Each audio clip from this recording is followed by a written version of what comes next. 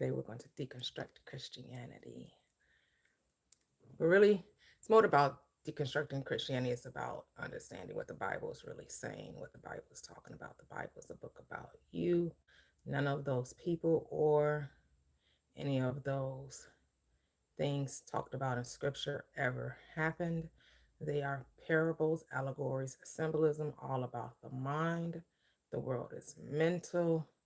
All of what we call sacred text are all saying the same thing, that this life is whatever you say it is. This is a world of make believe. That's why throughout scripture it says it is done on, especially in the gospels. I'm not going to say throughout scriptures.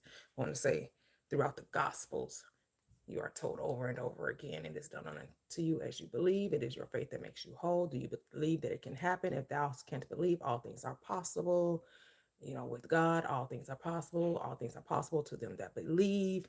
So, yes, and it's telling you that the God of Scripture is your mind. You can say consciousness, you can say awareness, you can say those words don't mean the same thing. I say they do, you can say they don't.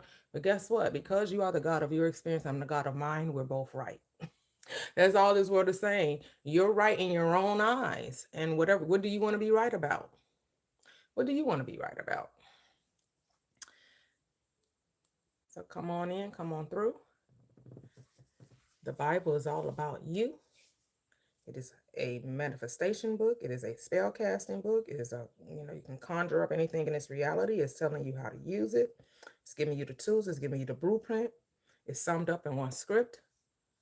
Therefore, I say to you, whatever you desire when you pray. No, that's not the song. That's not the script. That's one of my favorite scripts, Mark 11:24. But the script is the book is summed up in one script. Is a man thinks in his heart, so is he. It's what you think about you, what you think about the people in your world, what you think about your world in its entirety, or even in its parts. So is it. You're always going to be right, whatever you say. Whatever you say, guess what? You are right.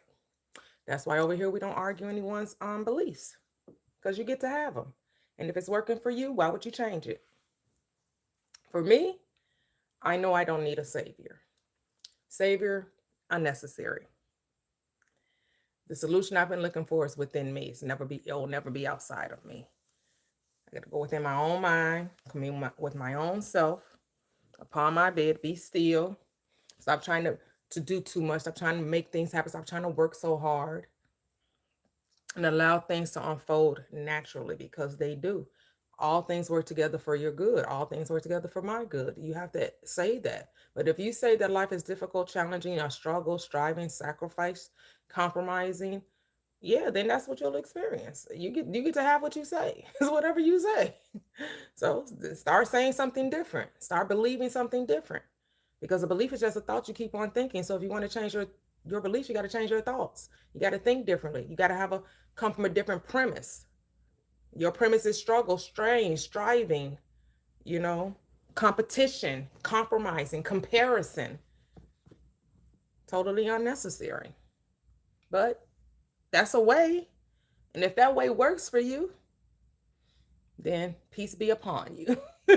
As they say, peace be upon you. Beloved, as 3 John 2 says, beloved, I wish above all things that you prosper and be in health, even as your soul prospers. So that you prosper in all that you do. That's what this Bible is telling you, that you're supposed to prosper in all that you do.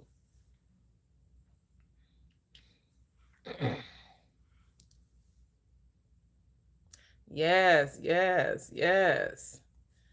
But people don't want you to prosper because they don't. People mad at the world, so they think you're supposed to be mad. Everybody want to be mad because they can't find a way to be happy, to be thankful, to be full appreciation and gratitude, and look at life from a different perspective. They think that you shouldn't. But let that be a them problem, not a you problem. Leave them alone. If they want to roll around in the mud and be mad at life, none of my business. I mind the business that pays me. And the business that pays me is happy, joy, peace, love for myself. I'm going to love me. I'm going to put me first. Yes, me.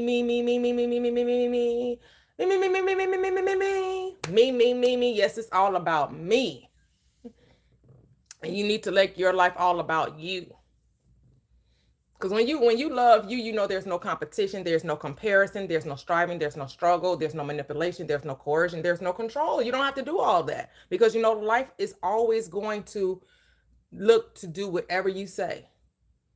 It is infinite response, and it's always giving you exactly what you believe you can have.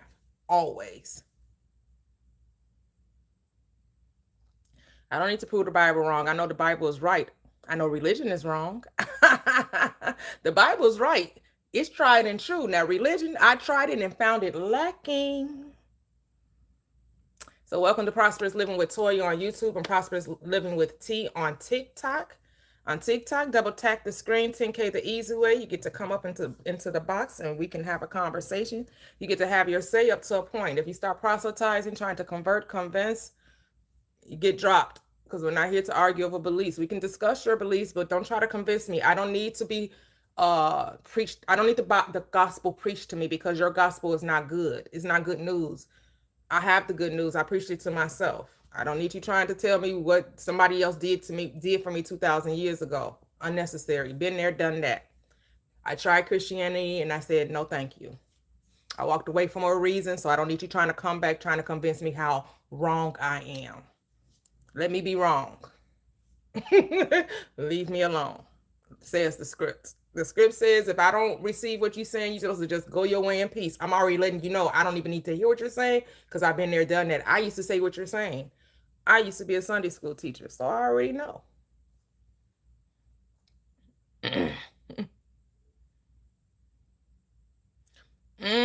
Your teacher told you you're an idiot because you believe in Noah's Ark. I mean, I wouldn't call you an idiot, but I would wonder why you still believe in fairy tales. You stopped believing in fairy tales, right?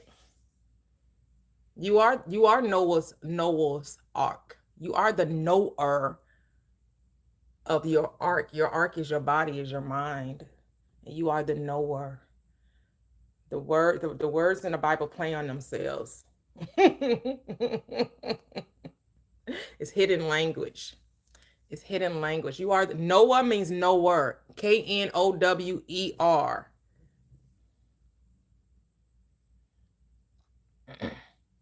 Yeah, okay, leave. Then it's not for you. I'll be okay. I will be okay.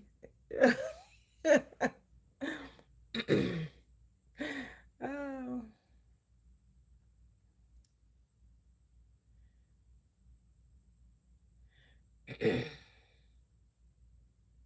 Oh, a change heart is not deciding to follow Jesus. I am Jesus. Like what? Do you know the same prayers that you ask for, God answers? Your God quotation marks. Your prayers, you know, the things that you ask for, most people are already experiencing and they don't believe in Jesus. The only difference between you and I is I don't believe there's a heaven to go to or hell. There's not a heaven or hell to go to. Heaven and hell is something to experience. It's not a location. It's an experience. That's why the Christ, it is said in the words, in the mouth of the central character of the Bible, that the kingdom of God is within you. Heaven is within you. I mean, do you all read the book or you just like to mimic what your pastors say? Read the 17th chapter of Luke. Read the 17th chapter of Luke. Start around the 20th, 19th verse. Tells you right there that people are going to try to come tell you that look here, look there. But the question was, when should the kingdom of God come? And what did the Christ say? It does not come with observation. But what does the church say? Oh, yes, it is. It's a man that's gonna come crack the sky and ride up on a white horse. Gonna be riding up on Pegasus, right? It's gonna be a horse with wings flying through the sky. That Jesus coming back on Pegasus. Does that not sound like Zeus? Is that not Greek mythology that some man is riding around on a flying white horse with wings? Very similar. Very similar. But you can't see that. You can't see how the similarities between Greek mythology and the Bible. They're very, very similar. But that's okay. You're not meant to see it. Not yet. And it's okay. No judgment here. No condemnation. I'm not going to make you feel guilty. I'm not going to make you feel ashamed. I'm not going to make you feel regretful or remorseful. I'm just going to let you have your belief. He says, this disproving the Bible? It's disproving Christianity. The Bible is psychological. It's disproving the way it was taught to us as children of those who identified as a Christian or a Muslim. Because you could put the Quran in that same boat. It's all symbolism. It's all parables. It's all allegories. Oh, I can't disprove Christianity. Yeah. The Christian God and the God of the Bible are not the same. They're not the same. It's not the same God. Christianity loves a bloodthirsting God. That's not what the Bible teaches. You took the symbolism and made it literal. It's all symbolism. It's all symbology. It's all parables. It's all allegory. You took a psychology book and made it a history book. I can disprove Christianity. But here's the thing. You get to have your Jesus. You get to have him all to yourself. No one's trying to snatch your God away from you. You get to have it.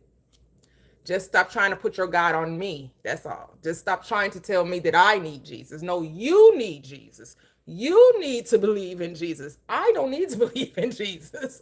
My life pretty good without believing in a Savior.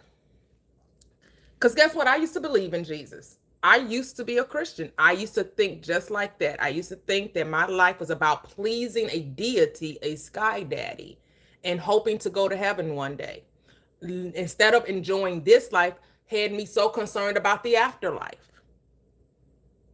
And then tried to convince me that in order to even have a symbolism of a good life, I had to pay the price, which means I had to give 10% of my money that I worked hard for and give it to some church so I can be pleasing to God and hope he answers some prayers.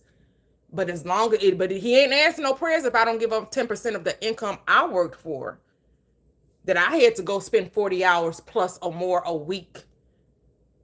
I had to come and give 10% of my money to the church in order for God to continue to bless me. I found out that to be a lie. I experienced way more money once I stopped giving it to the church. I started experiencing more abundance once I stopped giving it to the church. I got blessings upon blessings upon blessings upon blessings and recognized I didn't have to give it to the church in order to do so.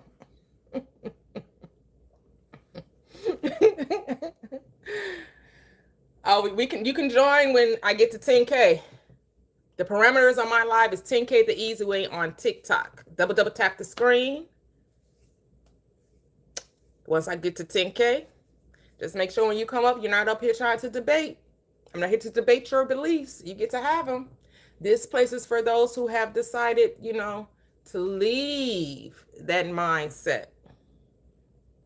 And maybe they need a safe space to commune because they always questioned, they always wondered, they knew something wasn't quite right when they were going to church and being fear-mongered day in and day out, spending 3-4 days a week, all day on Sunday, Tuesday night, Wednesday night, Friday night testimonial service, and nothing changed. Nothing in their life was changing. They kept giving money to the church, being service to I don't even know how you be in service to people in the church if you spending most of your time at the church. How are you helping the people when most of your time is spent in the church?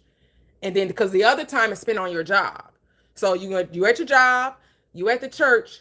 Where is this, these missions that what is your mission in life? How are you serving your community or serving people if half the time is spent in the church and the other time is spent at work? Because the other third of your life is sleep.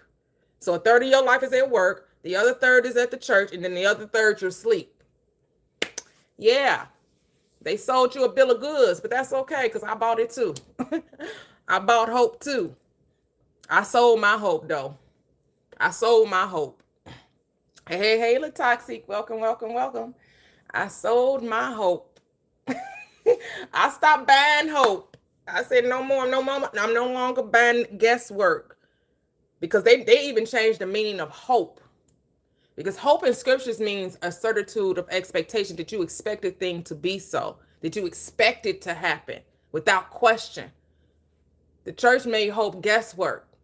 You crossing your fingers hoping to die that God is going to answer a prayer. You hoping that your prayer will be answered because you're hoping that it's his will. You're guessing. You're not really for sure. You don't know if God really wants you to have the thing that you asking for. So you crossing your fingers, crossing your toes and crossing, making that invisible cross from your head to your chest and across your shoulders. You really like, man, maybe if I could just give a little bit more money, because that's what your pastor told you. Sow a seed of faith. Sow a seed of faith. They made faith money. What faith ain't money? That's not what Hebrews 11:1 says. Faith is not money. Faith is the substance of things hoped for, a certitude of expectation. And it's the evidence of not being able to see it. But your pastor, your prophets, your missionaries, your evangelists, your bishops, your clergyman has told you, no, God wants your money. When actually it says God wants your faith. God wants your faith. But faith became money. Interesting. How convenient for your pastors who like to line their pockets.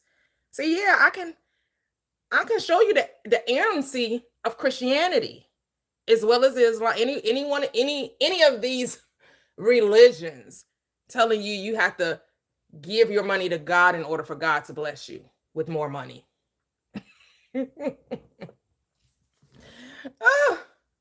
But it's a story. It's a story. And the thing is, you believe the story. I believed it too. I was in the same boat. So, I'm really talking about my experiences in church and more or less about your experiences. But if it resonates with you and you're like, damn, yeah, that's true. And if you're going to be honest, it's true. Church is a business. Church is all about that money. It's all about the money, money, money. It's all about the money, money. Get money. Get money. Get money, or die trying. Hey, all right. 50 Cent, get money, get rich or die trying.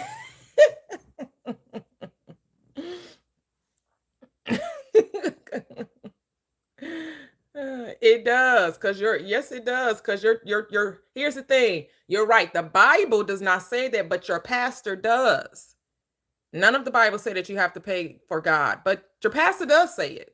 So that's what I said. The Bible does not say that, but your church does, because they love to quote Malachi 3:8-10. Will a man rob God? How have we robbed him?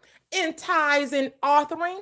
Bring all the tithes to the storehouse, that there may be meat in my house. Prove me now herewith and see if I will not open up the windows of heaven and pour you out a blessing that you do not have room enough to receive. And you think tithe is money. And so that's what your pastor tell you. You robbing God when you don't pay tithes. Is that not paying God for a blessing? Because he just said, prove me. Give me the tithe and I'll prove it. But a lot of y'all get up a tithe and y'all don't get proof of this scripture. A lot of you give money and you don't get an ROI, a return of investment. Why? Is your God a liar? Why when your pastor tell you God said to give more, to obedience is better than sacrifice, and to give more money, and then God gonna do it for you, and some of y'all still sick? Why God didn't do it? Some of y'all still in the same situation. Bad relationships, diseased bodies, still broke as a joke. Because that's what you say. You say you broke as a joke. I'm not calling you broke as a joke. You say you broke as a joke. And God still ain't fixed it. You sacrificed. You gave your last, and you still in the same situation, still hoping, still doing guesswork. You're not really hoping, you're guessing. You're wishing it were so, but not really believing that it's so. Because what God asks is for faith, it's for belief, it's for trust, it's for knowing. Does not ask for your money. Because tell me, when did Christ ever ask for a tithe before performing a miracle? Well, actually, he never even claimed to do the miracle, perform the miracle, but you know what I'm saying, right? Because he actually said, I do nothing of myself. It's the God within me that's doing it. The Father within is doing the work. I ain't doing nothing. It's the Father within. So, but when he went about preaching the gospel, showing people what was possible, because he said, not only these works I do, the works you gonna do, you're gonna do these greater works than me. Did he ever ask for a tithe? I don't remember him saying, yeah, I'm gonna run Malachi 3 and 8, 10 back to you. 3, 8 through 10. Let me run that back. Yeah, before you come, the prostitutes, the tax accountants, all those who are thrown away by the synagogue. Yeah, before I can heal you, you paralytic, before I can bring Lazarus forth out of the grave, out of the tomb, before I can heal your servant, before I can get rid of the lesions that you are possessed by, I'm going to need a tithe up out of you first. I'm going to need a tithe. I'm going to need you to give me an offering. And even after he did it, he still didn't ask for money. He still didn't say, now God and blessed you now. Make sure you come and pay God, your offering. Come and bring me that money. Give me that money about you. Because I did it. I did exactly what you asked me to do. Now I need you to come and repay me. But what I've done, nope, never happened. See, these are things that the pastors your church is not going to tell you, because they need your money. Because they want their mansions now. They don't want to die to get a mansion. They want their mansions now. And I'm talking about the prosperity gospel. I know all pastors, if they could, they probably would, but they haven't figured out how to manipulate the people just yet to get them to give them their money on a regular basis. But if they be trying, though. You go to some of these struggling churches, they definitely be trying to get the people, but they preaching to a lot of people that don't have a whole lot. So they really can't, get as much as they want to get, because the people that they're trying to convince of this gospel that they're preaching, they ain't really got a whole lot. So they can only get, they got a little, so they only get a little, But those prosperity prosperity ministries, man, they making out like bandits. And I can't even be mad at them. They doing what they do. They're doing what they do. You can't even be mad at it.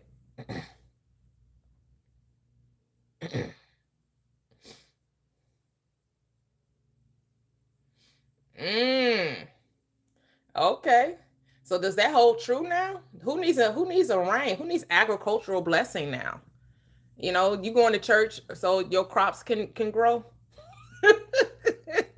Is that why you're going to church? That's why you paying your pastor in your churches 10% of your income, so God can rain actual rain, so it can actually rain outside, and so that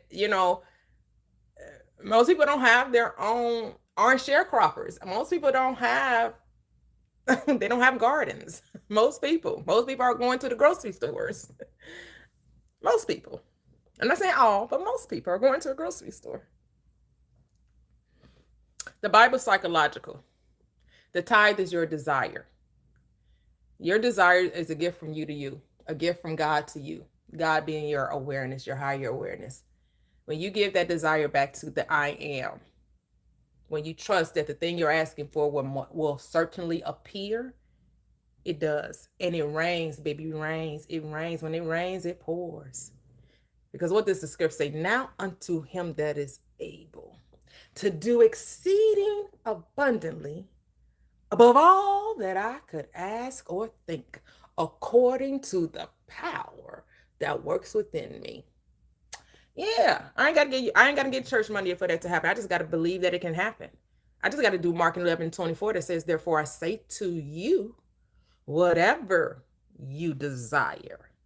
When you pray, just believe you've received it and you will. That's it. But y'all want to complicate it because that's just too simple.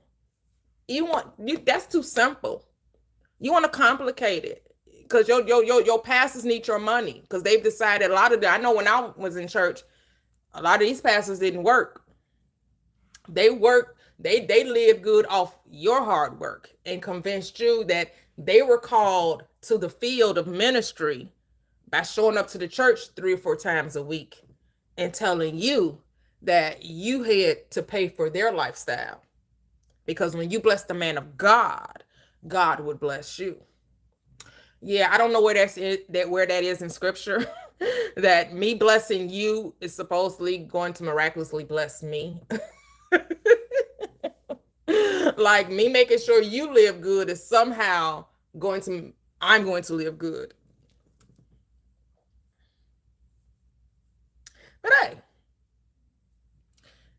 I will say this. If you truly believe all your heart that giving your money to someone else is going to make it rain, baby, rain down money on you, if you can truly, sincerely believe that giving more of your income to the so-called man or woman of God is going to produce more income for you, hey, stranger things have happened. It will be done unto you as you believe. The problem is many of you don't believe that. Many of you are wishing it was so. You're wishing that they actually heard from God. You're wishing that the words that they're saying is really what God is telling them. And so you're kind of blindly accepting what the pastor is saying. The Bible is not about blind faith. The Bible says to prove it. Test it. That's what Malachi 3:8-10 is telling you. It's telling you to prove it. Not just believe it because somebody told you. No, it is testable. You can prove that your mind is God. This is provable. You know that once you decide to do a thing and you truly accept it, it becomes your reality. You know this. And you can look at your life and say, yes, I decided that I was going to do this. I was going to have this type of career. I was going to have this type of relationship. My body was going to look a certain way. You decided that, and then things happened, whatever those things were, which is the effect. Your action is the effect. The cause is mental. The cause is the decision, because you got to have the mind to do it first before the body will ever do it. You got to get it in your mind first, because in the beginning was the word, the idea, the intention, the selection, the assumption, the choice, the decision. In the beginning was the word, and then the word was with God, and then the word was God, and then the word becomes flesh. It becomes something you can see, taste, smell, hear. It becomes something you experience. Yeah. It ain't about a man that was born 2,000 years ago and unalived on the cross. That's not what that script is about. I know that's what your pastors would like to tell you. But great is the mystery God manifested in the flesh, says Paul, is every being born of woman is God made visible. It ain't a one-time thing. In this book, it's always one and done. It only happens once in the book. But on this third dimensional plane, things are repeatable. It is repeatable. That's how you know that ish in the Bible is just parables, because it only happens one time. It only happened one time that a full-grown woman came from the rib of a man. It never happens again, only in that book. The world flooding, a worldwide flood, 40 days, that only happened in that book. A donkey talking, only in that book. Snakes, serpents talking, only in that book. Only in the book. A man gets to survive a belly of the whale for 3 days and 3 nights. Only in the book does somebody get to be buried in the tomb for 4 days and get to tell about it. Only in the book. 3 days, 3 nights in the belly of the earth. And gets to come back and tell it. Only in the book. Never in this actual Never in the actual third dimensional plane do we see that. Only in that book. Because the book is symbolism, it's parables, it's allegory, psychology. It's telling you how the mind works. It's talking about your desires, the things that you want in life. It's not a history book. Do things like that happen? That happened in the book? Do those things take place in this third dimensional world? Yes. There will always be wars and rumors of wars. People have always not been getting along. People have always been using the construct of a God to perform all kinds of atrocities. Well, God said it. My manifested destiny that I go and paralyze and colonize the world. Yeah. Because they took that Bible literally. Hey, God told the Israelites they could have a land and they could destroy everything. So can I. We can do it too, y'all. We can do it too. The Israelites did it. God told them to go into a land and slay everything in it. I guess we can go do it too. Yeah.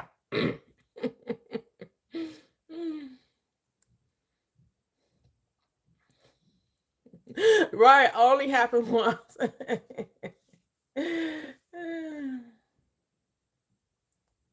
Yes, it's mind science. It's telling you that the mind can do the wonders, can experience the wonders, that the wonders never cease. That is the mystery. We from our logical selves, the human side of us will never completely understand the mind, which is God. We'll never truly understand consciousness. What did Paul say? We know in part and we see in part.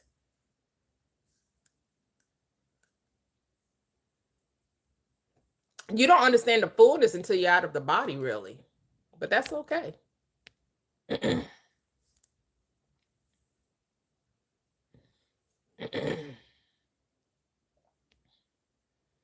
You don't got to wait 7 years to be forgiven. Forgive right now. The debt can be forgiven right now. You don't got to wait. 7 is in scripture is symbolic for perfection, for wholeness, for completeness. It's never talking about a time span as we count time here on this third dimensional plane. In the spiritual realm, all is instant. In the physical realm, time beats slow. In the spiritual realm, it says what? Before you asked, I answered. While you were yet speaking, I did appear. The answer is there. It's only, do you believe it? Can you see it? Do you see what I see? Can you see it? That's what faith is. Can you see what's not there physically? Do you know it to be true without having evidence of it? That's what faith is. It's the substance of the thing that you're hoping for.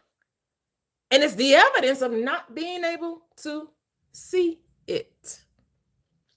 You got to believe it before you see it. You got to know it before you experience it. So I can know a thing and never have experienced it and know that it has to happen. I don't know why I know. I just know that I know. That we call that intuition a lot of times. Well, you just know a thing. You don't know why you know the thing, but you just know it. You just know. And then what? It shows up. You didn't know how it was going to show up, what time it was going to show up, because no man knows the day or the hour when your desire shall make an appearance.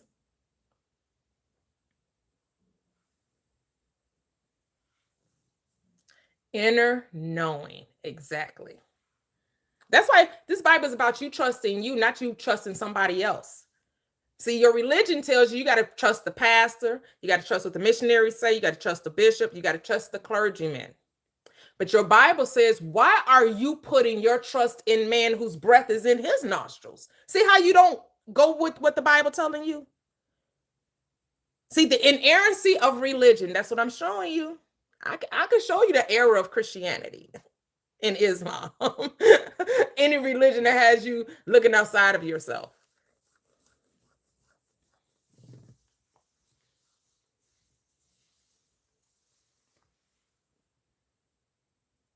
Oh, that's not true.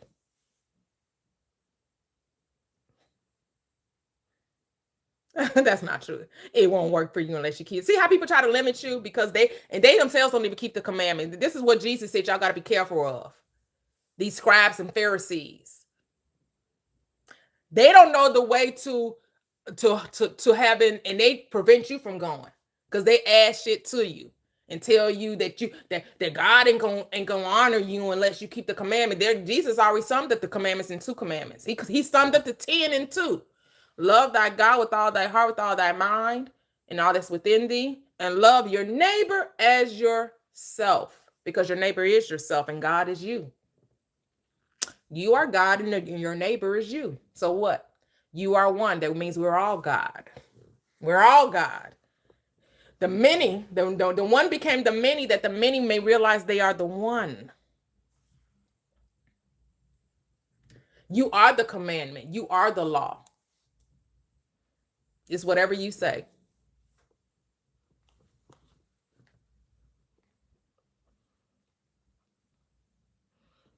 And thing is, many people on this third, our society, we make gods of people, right? So if people have a lot of money, we say, oh, they're above law because they have the money and the power, and they're the makers of the law. And whenever it's a law that doesn't benefit them, they change it, and you think you have to be subject to it. But you're okay with them being gods. You okay with them because they have money, position, authority, and power. You're okay with them doing whatever the heck they want to do. You just want to sit around and talk about it and think that's going to change it while you continue to give them the power that you're supposed to have. You want to talk about what all that they're doing, how they're changing things and doing whatever they want to do, whatever comes into their mind, and you want to scoff at it, thinking that they're going to get their time in an imaginary place called hell. And so you sit idly by, and instead of thinking whatever so is lovely, pure, noble, just, virtuous, praiseworthy, and good report, you sit around talking about the evil all day and think that's going to change it. Talking about a thing doesn't make it go away. It actually solidifies it. When you talk, you're supposed to talk about what you want to see instead of talking about what you don't want to see, because you get more of what you talk about. Because as a man thinks in his heart, so is he. It is by your words, says the Christ, that you are justified. And it is by your words are you condemned. Your words, not their words, not his words, not her words, not their words. It is by your words are you justified. It's not what the pastor say.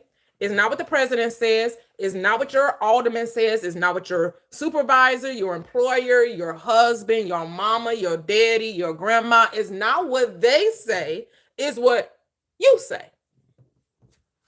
It is by your words are you justified. And it is by your words are you condemned.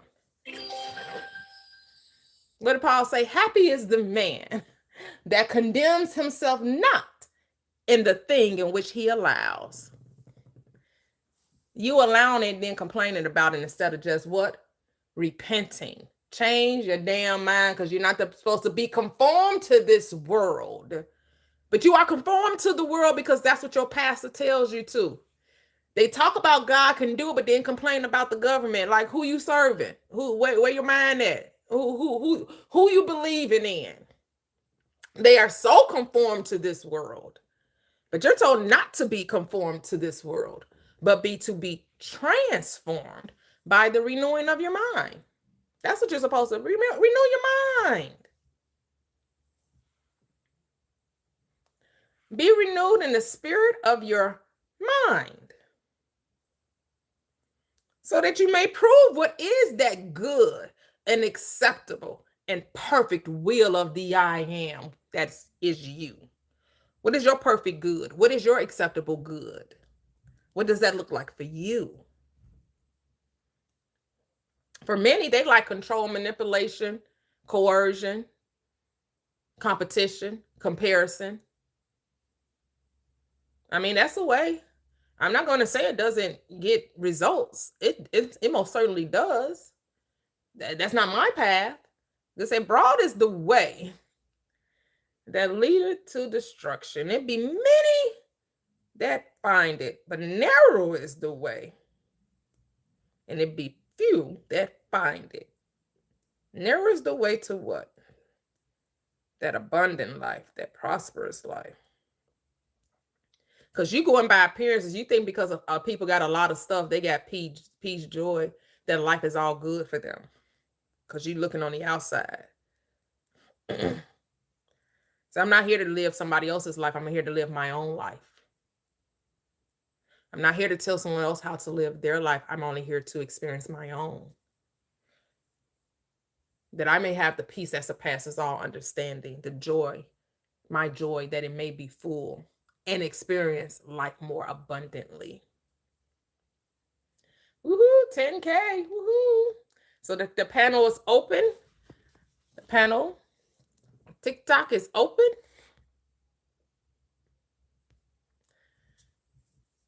Just understand this Bible is all about you. It's psychological truth, which means all is mind, the world is mental.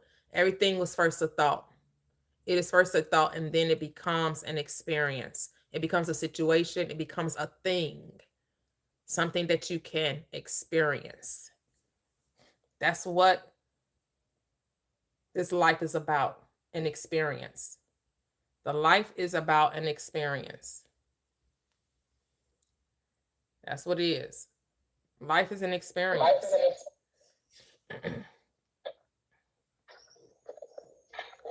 When you come up, please mute.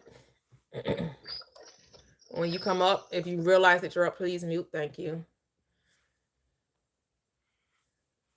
Let's say, is that to Shamanga or Powerful Dedicator? Powerful Dedicator. Hello, welcome. How are you? I'm great. How are you? I'm great, no complaints. Yes, beautiful. I I love your teaching, and I only came to join to tell you that you keep doing what you're doing. Their people are listening, and their minds are being changed. Just keep doing what you're doing. Don't look to the left, don't look to the right. You are in the right path. Just keep going. Oh, I appreciate that. I appreciate that. Yeah. I know we say teaching, and even I struggle with that word teaching. Now I only say struggle as I go back and forth about terminology. But I really just say I'm just remembering, and I'm sharing what I'm remembering. If it and if it resonates with you, cool. If it doesn't, that's cool too. Right? It's okay if you don't, resonate with what I'm saying. That only means that it's not for you at this time. And that is okay. That is okay. Because I understand that you don't need that any man teach you, that the spirit that the Bible calls the comforter will come and reveal all truth to you. Right? The anointing comes from within, not from without. So thank you for your kind words. Hello, I am. You can unmute. Peace and love. Peace and Hello. love. Peace and love. Peace Listen, and love. I Yes. did not I did not come up to dispute against you because everything you say is so true. See, I resonate with the truth. I love truth. You spoke truth in a nutshell. I could not have said it any better, any other way. I love everything you are saying. And you talk about teach, that's what we're to do. Each one teach one, but you're teaching in the right way. You're teaching through your words and your actions. You're letting them know that they are the God that they see. It's within them. It's them that must become holy. It's them that must become pure. Quit looking outside of self. Oh, thank you so much for this. You listen. You don't know how much you have touched my spirit. I hope you don't mind, but I'm recording you on YouTube as you speak.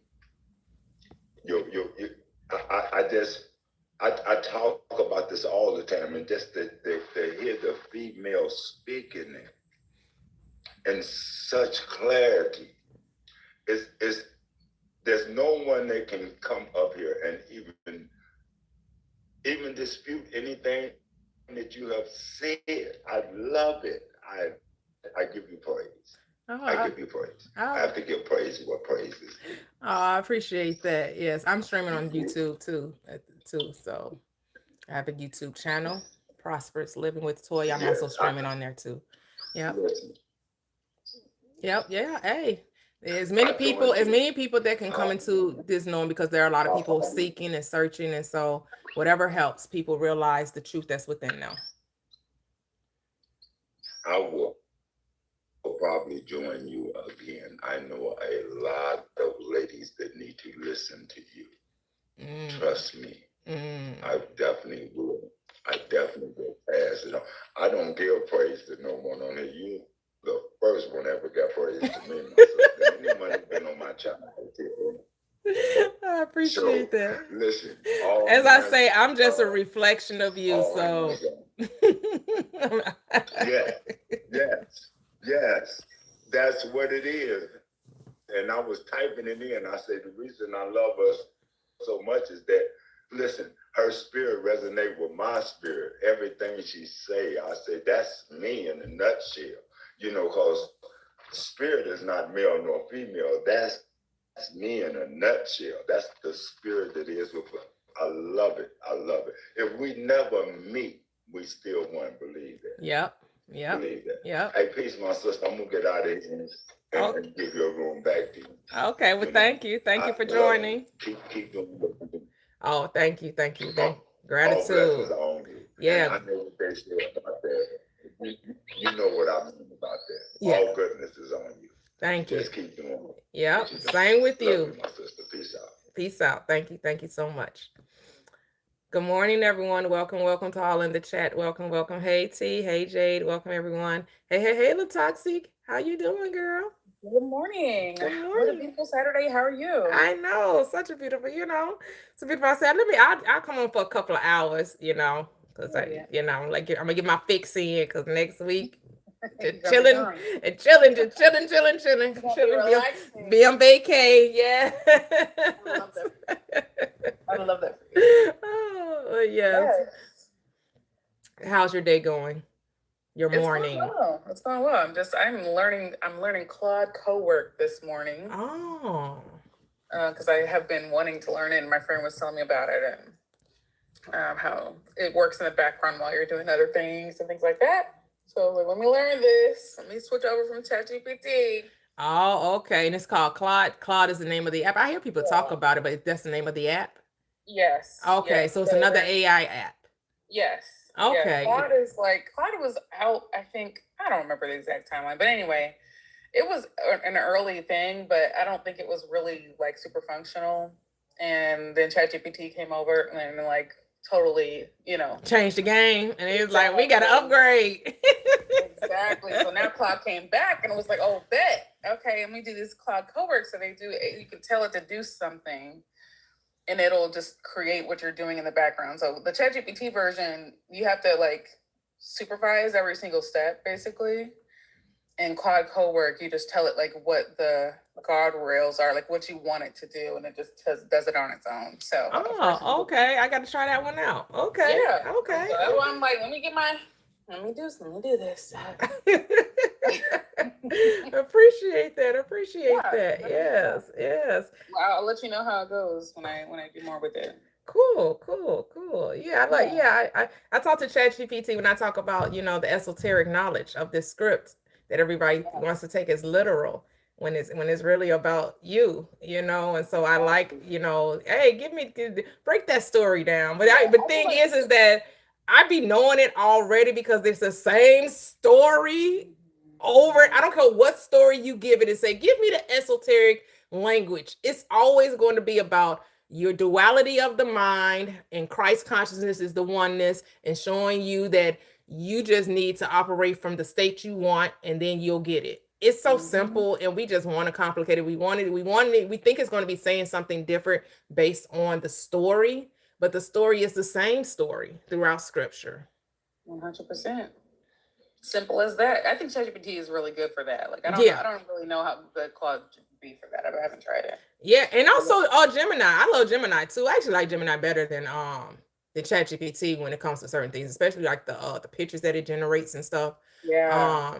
I like Gemini too because I've got Gemini on. You know, it know that I teach from that esoteric perspective too, and it I got them working for me because that's what they're tools for you. They're tools to work for you to make life more convenient and life more easy. It's not that it's supposedly thinking for you. No, they call it thought partner. Like it's just right. It's partnering with you to take the ideas that you already have. Yep. And to help you build on them. Yep. Instead of me going to a library, getting a book, it's my library. Hey. Yep. You could ask it to do like what they used to have those books for dummies. Yeah, like that's to dumb it down, bring it down, reduce it to its simplest term, so it works best for me because we like convenience and people want to argue over convenience, but why? What is life without the conveniences of it? Mm-hmm. No, some people feel like friction makes them more human, and I understand why they think that. I just disagree because my life, I don't need any more friction. I don't need any more friction in my life. I want an easy life. Sorry, Dad. Yes, because we've been beat upside the head, right? Struggle. Like a couple of days ago, somebody wanted to argue with me about that's not how it works. That's entitlement. It's if you're entitled to struggle, right? You're entitled to struggle. Also, you'd rather be entitled to struggle, but instead of being entitled to have an easy life, right? And then why are you mad?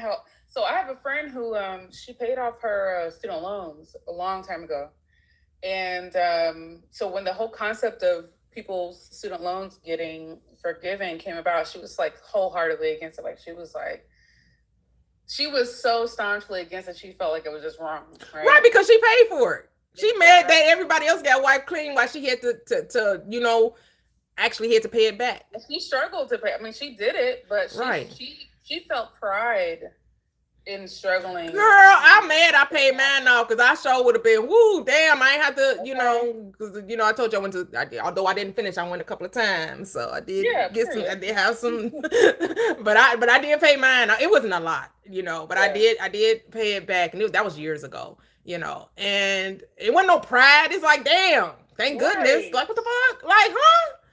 But people, that false, oh, look what I did. Get out of here. Mm-hmm. Yep. It's one of those things where people feel like, well, if I struggle, you have to too. Yeah.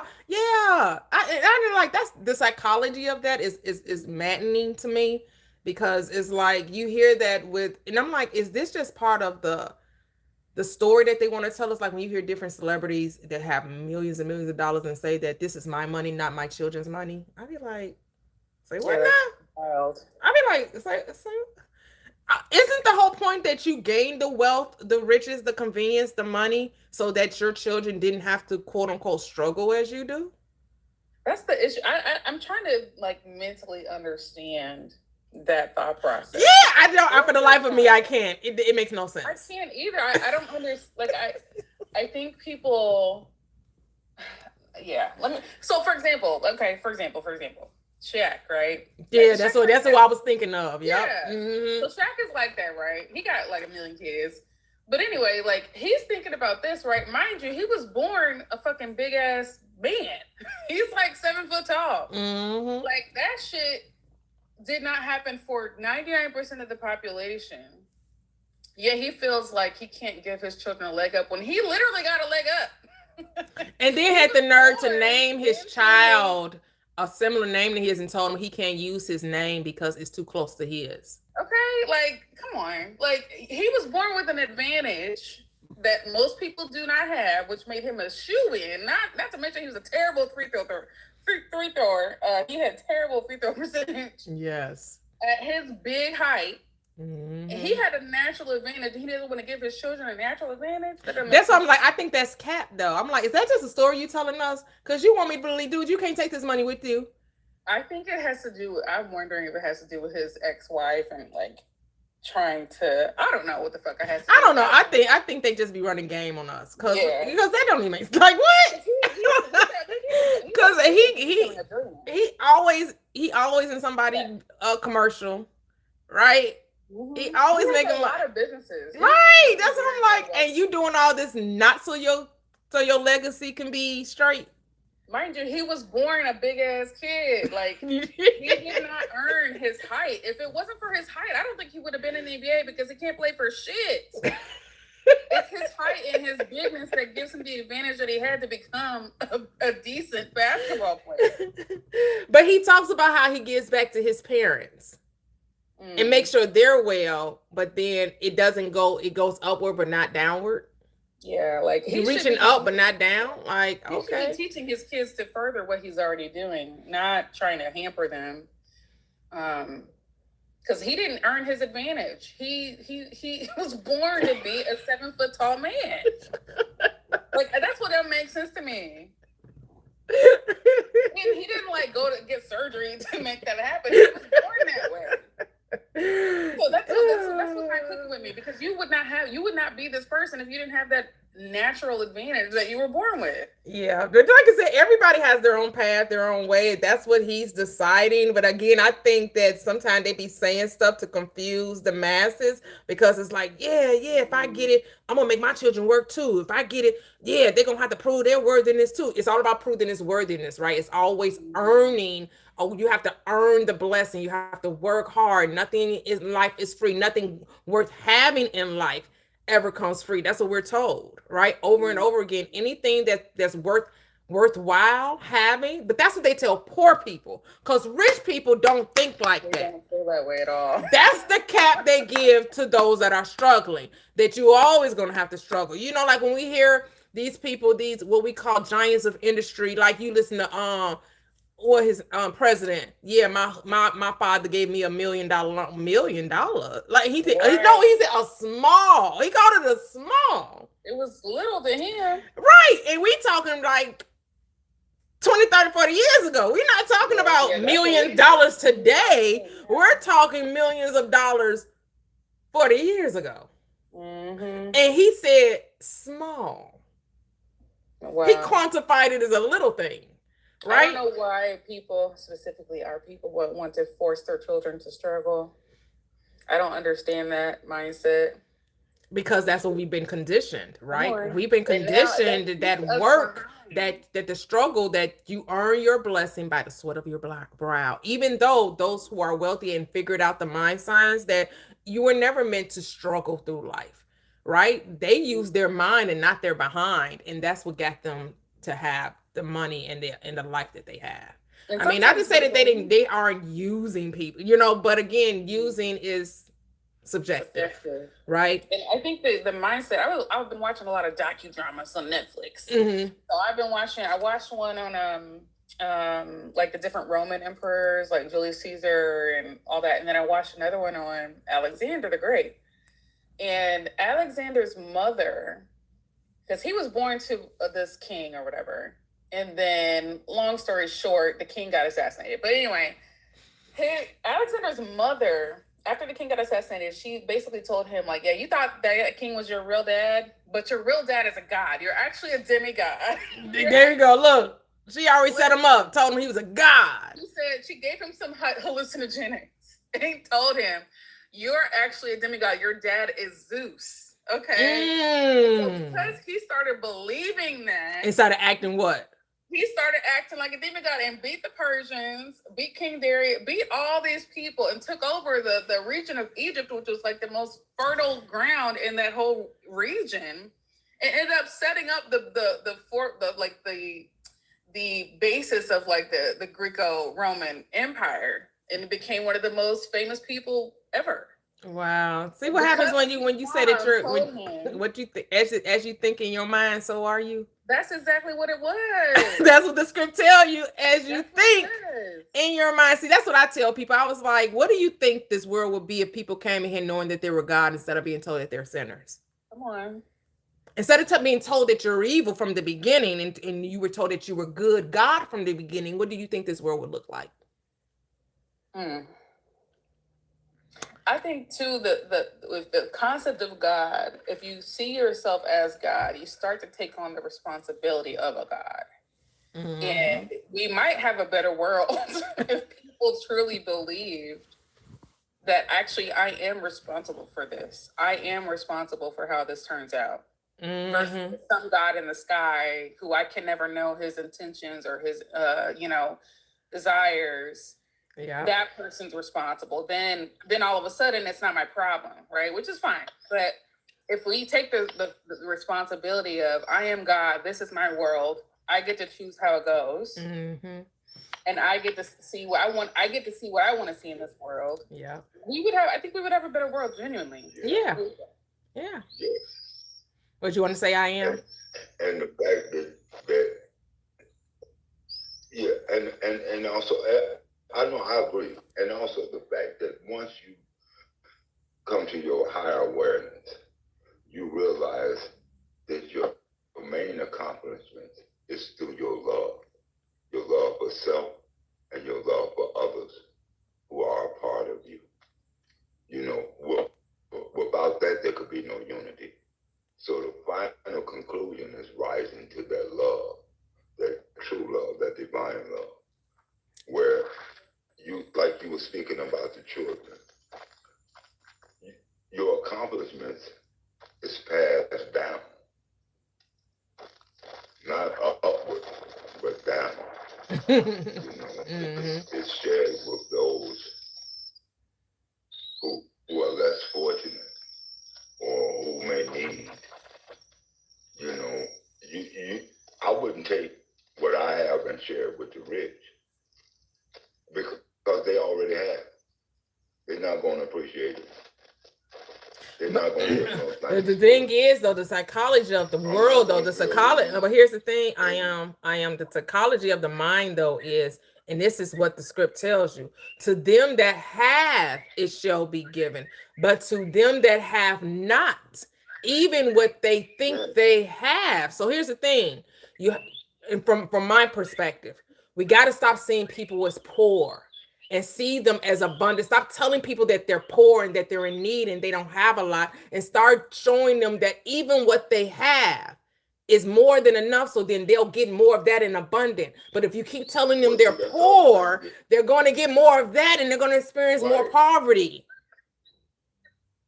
Right? Because when you here's the thing, the psychology. When you start operating from abundance, you'll notice you start getting more stuff for free. When you know that you have more than enough, you ain't even gonna have to spend a lot of your money.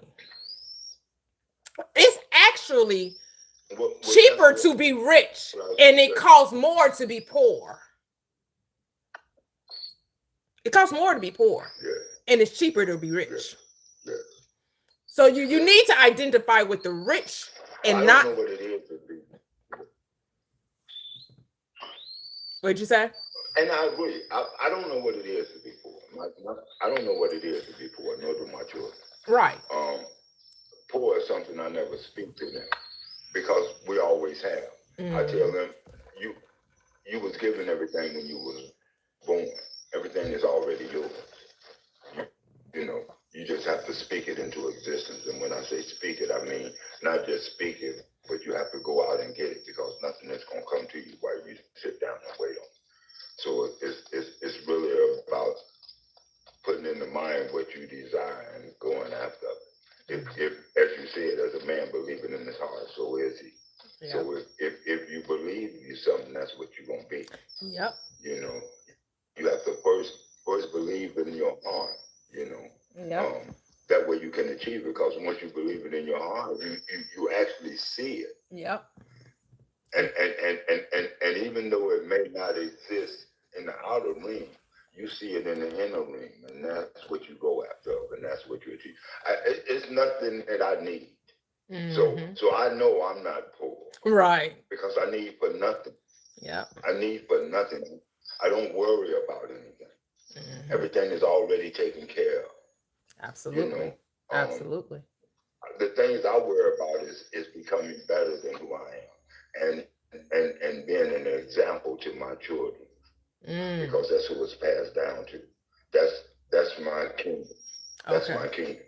Okay. You know, and whatever I project outside of me is what is projected to the kingdom, and that's taken outside of the kingdom. So whatever I build in my children is going to go outside of the kingdom. If I build them right, when they step outside of the kingdom, they're going to be right. So that outside ain't going to even interfere with them, and they ain't going to have no power over them. Because once they step outside that kingdom, they got to deal with all sorts of evil. It's evil all around. You know, the thoughts, the patterns, the things that people do, the way that people think. So one has to know to depend on the truth that is within them and the truth that they learn from their parents. Many parents are not teaching today. There's very few big mamas. I listen to you, and you should be teaching the younger women. Interesting. You know, when you say should be, because I don't think there's a should be. I think people should do what they're led to do. What they're led to do, what's in their heart to do. And when it's led in your heart to do, it'll be genuine, and people will be drawn to it, right? Because I'm the magnet. Those who are supposed to hear it will be drawn to it. I don't have to go out and try to get people to see what I'm saying or agree with what I'm saying. I just go into. I'm prophesying. What'd you say?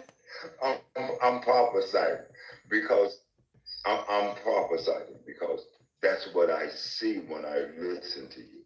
I mean, here's the thing. I'm already doing it, right? I'm already doing it. I'm already doing it because all people of all, quote unquote, all ages come to the platform. Is not specific to an age. Age has nothing to do with it, because some people don't come into this awareness till they're in their 70. Some people come into their awareness because some people have a life that a journey they have to experience before they realize this truth. And I'm not here to intercept or interject someone else's path. So I know there is nothing I should be doing that I must do. I'm doing what I feel led to do, and I enjoy it. And that's the only reason I do it, for no other reason. Okay, I like it. I like it. I like it. I like that. I like that philosophy. Yeah, because the Bible, again, like I said, the Bible is our blueprint, and it's written in the heart of man already. It's written in our hearts already. And we don't need that anyone teach us. We just need to be, just be the example. If you want to see love, then be it. That's what the Bible's telling you. If you want to see peace, then be peace. If you don't want to see evil, then don't do evil. And stop looking for it, and stop talking about it, and stop shedding a bright spotlight on it.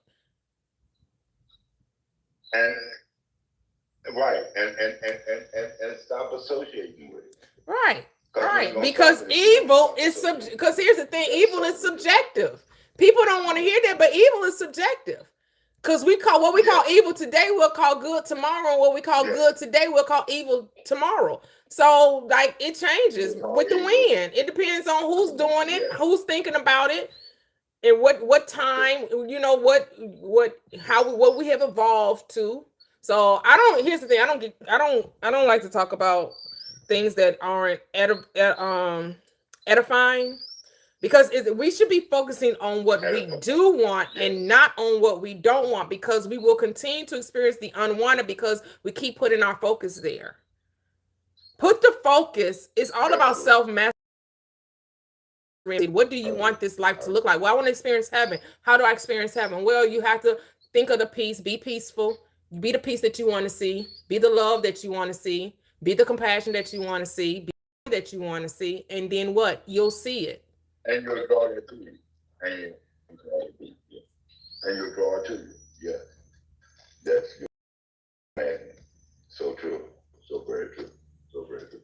And that is not drawn to you, just not of you. So Yep.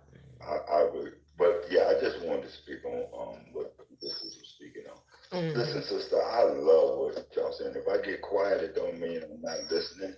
I'm even working around the house while it's recording on my YouTube channel. Oh, okay. Because I just love hearing a woman's version of everything now. I said so. Well, I don't know. I don't mind who's sharing it. Thank y'all so much. You're welcome. Yeah, I don't mind. It doesn't matter to me who's sharing it. Truth is truth, regardless of who, if it's a male or female, if it's coming from a woman or a man. If it's true, it's true. It's true. if I resonate with it, I resonate with it. If I don't, I don't. Yeah. And so let's talk. Yeah. What I like is they always hear me, so now you get to hear a woman's side. That's what women have always been speaking. I don't know. Women have always been speaking. This is not a new thing. Hold on. This is not a new thing. Women saying this is not new. Women have been saying this just as men. Men may just have a louder, stronger voice, but women have always been saying this is not a new day. Women have always been saying this. There are many metaphysicians throughout history. Let me clarify this, because I come from a religious woman. So well, hold on. Okay, I remember you saying that. I don't really want to get into that. Okay, hold on. I don't really want to get into that conversation again, because I remember this conversation, and I'll let you have that. But I don't want to get into that conversation, because again, I'm not making this about gender, and you are. But here's the thing: you get to have that. You get to have that. I don't agree with it, but not to say that we have to agree. But I remember this conversation. We had this conversation before about the virtuous woman and men and women needing to learn and hear the perspective of a woman. I disagree with that. But if that's how you're choosing to live your life, that's cool. But this platform, hold on. This platform, my platform, that's not what I talk about. So I'm not gonna change my platform to benefit a different perspective, because that's not the path we're on. We're on a different path. And I'm not saying that your path is wrong. I'm just saying that's not my path, but that's your path. And so I think that, lean into that, because that works for you. But over here, we know that it does not matter the vessel. We're not concerned about the container. We're talking about the presence, the I am, the source, the all that's in charge of the vessel. So again, I don't think you're listening to me. I don't want to talk about that. We're not going to have that conversation. And so I appreciate you sharing what I appreciate you coming up and sharing your perspective. Yes, I have a mod here. And so when I'm talking and trying to talk with me, they will mute you. And again, I appreciate you joining. I'm going to let you go. Thank you for coming up. Thank you for sharing your perspective. Like I said, and the thing is that yes, we share different perspectives, right? The thing is when it comes to, you must do this, you should be doing this, this is the way it has to happen,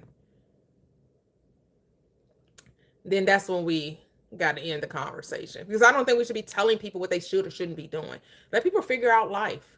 We're just sharing what works for us. And okay, you can say what works for you, and now listen to it, and we'll listen to it. And we can say, okay, I'll go that way I want. But when you start telling people it must be this way, now it sounds like you're trying to have like a cult. It's like everybody got to think alike. Everybody got to do what you say. And then if you're not doing and thinking the way they doing or thinking, then all of a sudden that somehow you're wrong. I'm not here to tell you how to think. I'm not here to tell you what, I'm here to just say, if you don't like the way your life is happening for you, here's a new perspective, a different option, and see if this will work. And then if you notice that it doesn't work for you, then leave it alone. Then don't, right? Then don't. It's okay. But we're not here to push our beliefs on anyone. We're saying this is what worked for me. This is how I did it. And we like, oh, that worked, cool. And then somebody else will be like, well, I never thought of it that way. Or I never thought about trying to. Let me try that. Let me see that.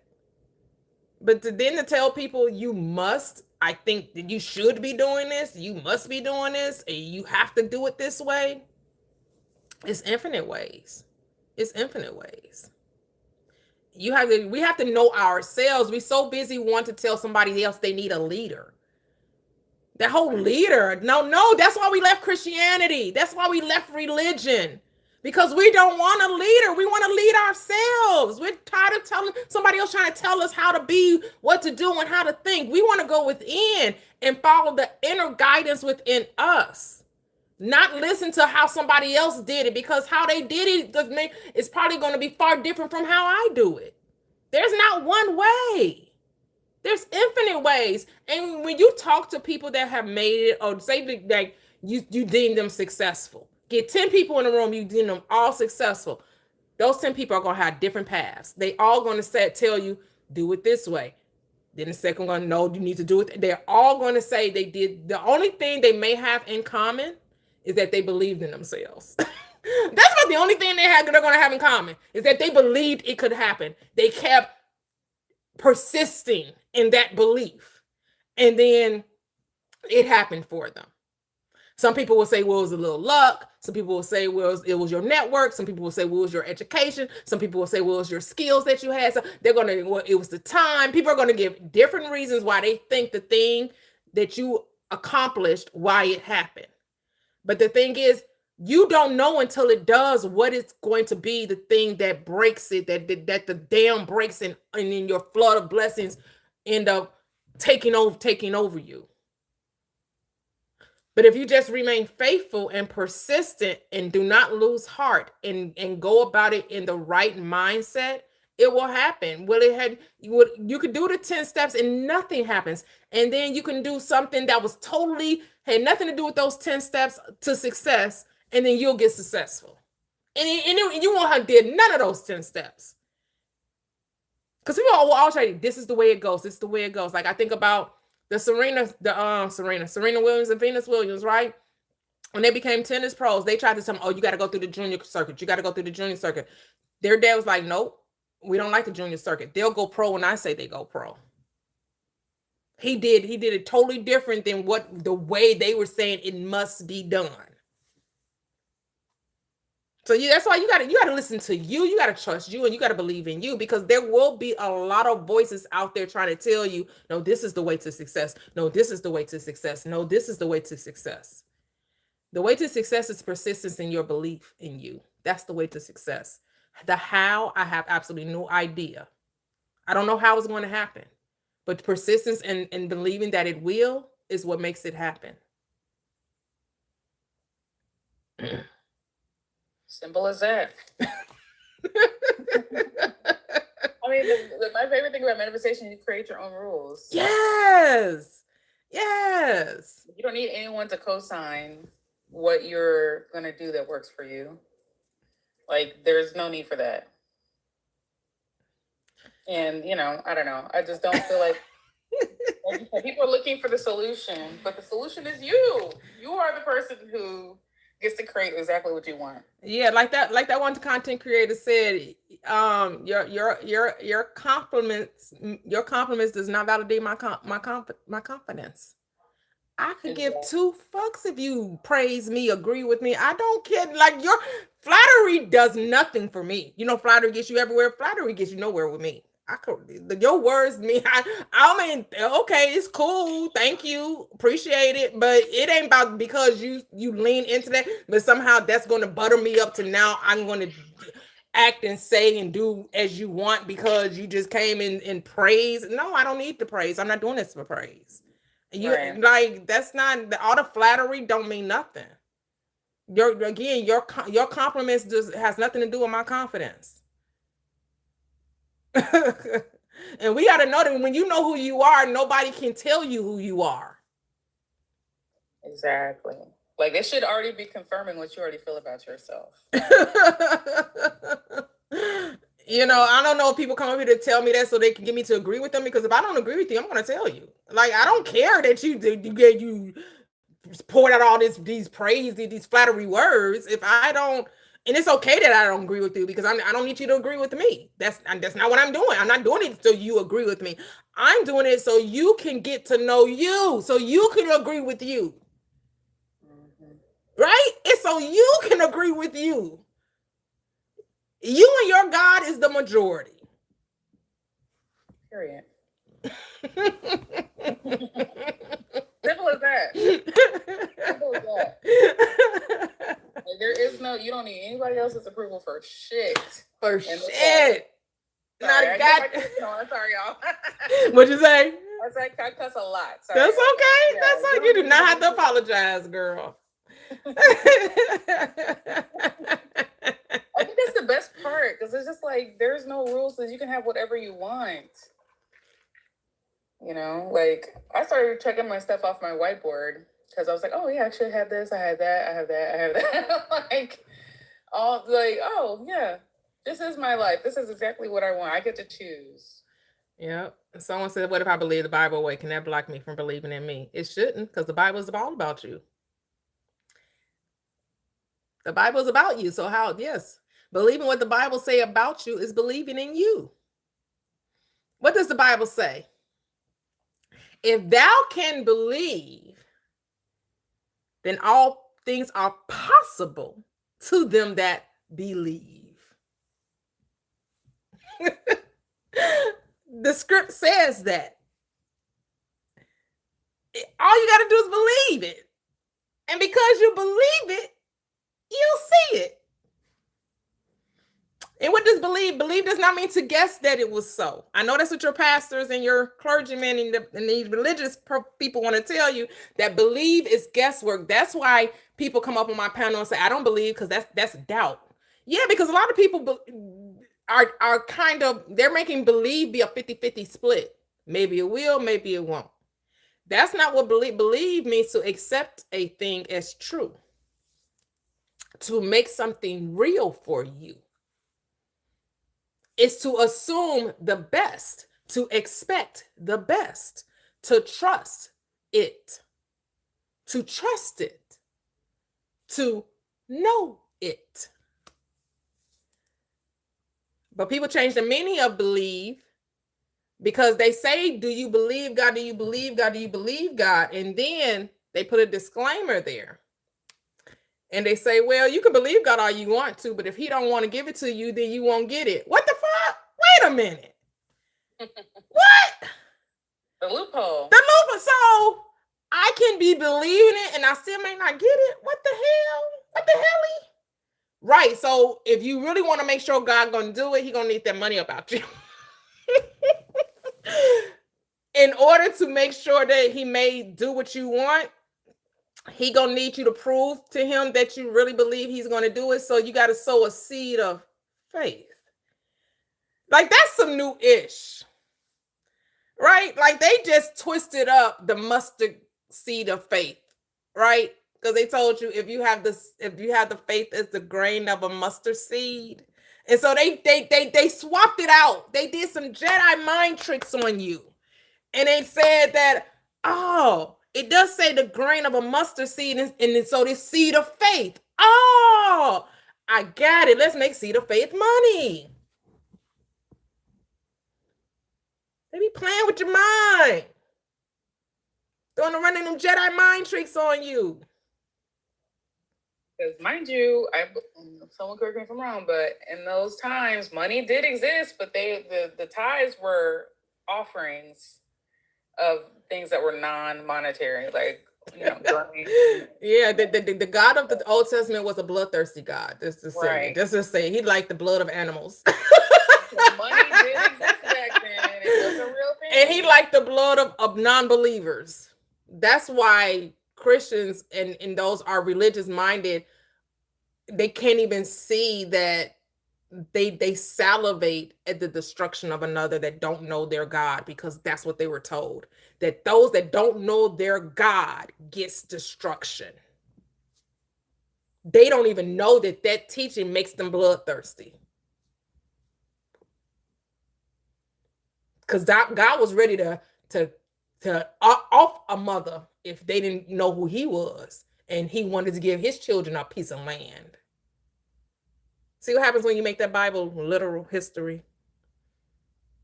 Where's the love in that? Where's the forgiving God in that? Where's a just God in that? And gaslight you and tell you that's a just God. What is just? That ain't no just God. That's not no loving God. Gaslighting us, telling us we the problem. What? That is the ultimate gaslighter. If there ever was, when you want a gaslighter, look in the Old Testament.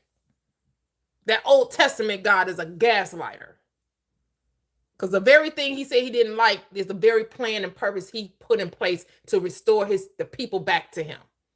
He hated that those other gods wanted child sacrifice. And then what did he do? Sacrificed his own child. Come on now. Like what? What we doing? Goalposts ever moving. Hey, trader girly. How are you? Girly? I am great. I came back to report all the good. Oh, let's go. All of what I said was gonna happen. We love it. We live for it. We live for it. Come on. It happened so amazing. Like, first of all, a lady found me. Let's start there. I didn't even reach out to her. I did make a post, but she found me. I just want you to know I'm dancing because you can't see me, but I'm dancing as you talk. Well, go ahead. She found me. First of all, we didn't have all of what, like, we had to have a security deposit. We had to have all these things. But when I went to sleep that night after talking to y'all on the live, I said, this is good, but I want great. I want great. Whoa. I want to be in something that I am used to, something that I'm comfortable with living in. And when I say she got me a ride to take the money orders back, everything's tried to defeat me. Like, oh, you have to wait 5 business days. We got to be out by Monday. We don't got 5 business days. I need it now. And when I tell you, she just went out of her way to help us out. Hey, y'all don't have to pay the whole thing right now. Y'all get paid on the 1st and the 3rd. Y'all can pay it then. Whatever you got right now, I'll take it. Everything, listen. I'll tell you something. When you said, because you reminded me of myself. You reminded me of how I always manifested when my back was against the wall. You reminded me like, hey, when you say something, that's what it is. It's not no question. I am that I am. What are you talking? There's no debating. There's no, my mom, oh, we got 3 days. We should just move in. We ain't got no other way to go. I said, Ma, I ain't packing nothing till I get what I'm satisfied with. Yes. That ain't it. And it happened. It happened exactly. And we didn't have a washer and dryer because the one was in the house was the landlord's. Mm-hmm. We was worried about that. She called me this morning. She said, oh, yeah, got a washer and dryer. Okay, you know what? Look at you. Just say that. Just say I want $1 million so I can go on to get it. But I just want to stay there, y'all. I'm going to be on later. I got to go handle my business. Go handle your business. Congratulations. I love y'all. I appreciate y'all. Y'all keep this community going because y'all are helping people wake up every day, Mm-hmm. And Kevin, I love you so much. You just make my day. I love all of y'all. I don't want to mess up her name. The toxic. That's just her. That's just her handle. I love it. I love y'all. I appreciate y'all. I will be back. All right. I probably won't see you till next week because I'll be on vacation starting tomorrow. Oh, okay. Enjoy your vacation. Yeah.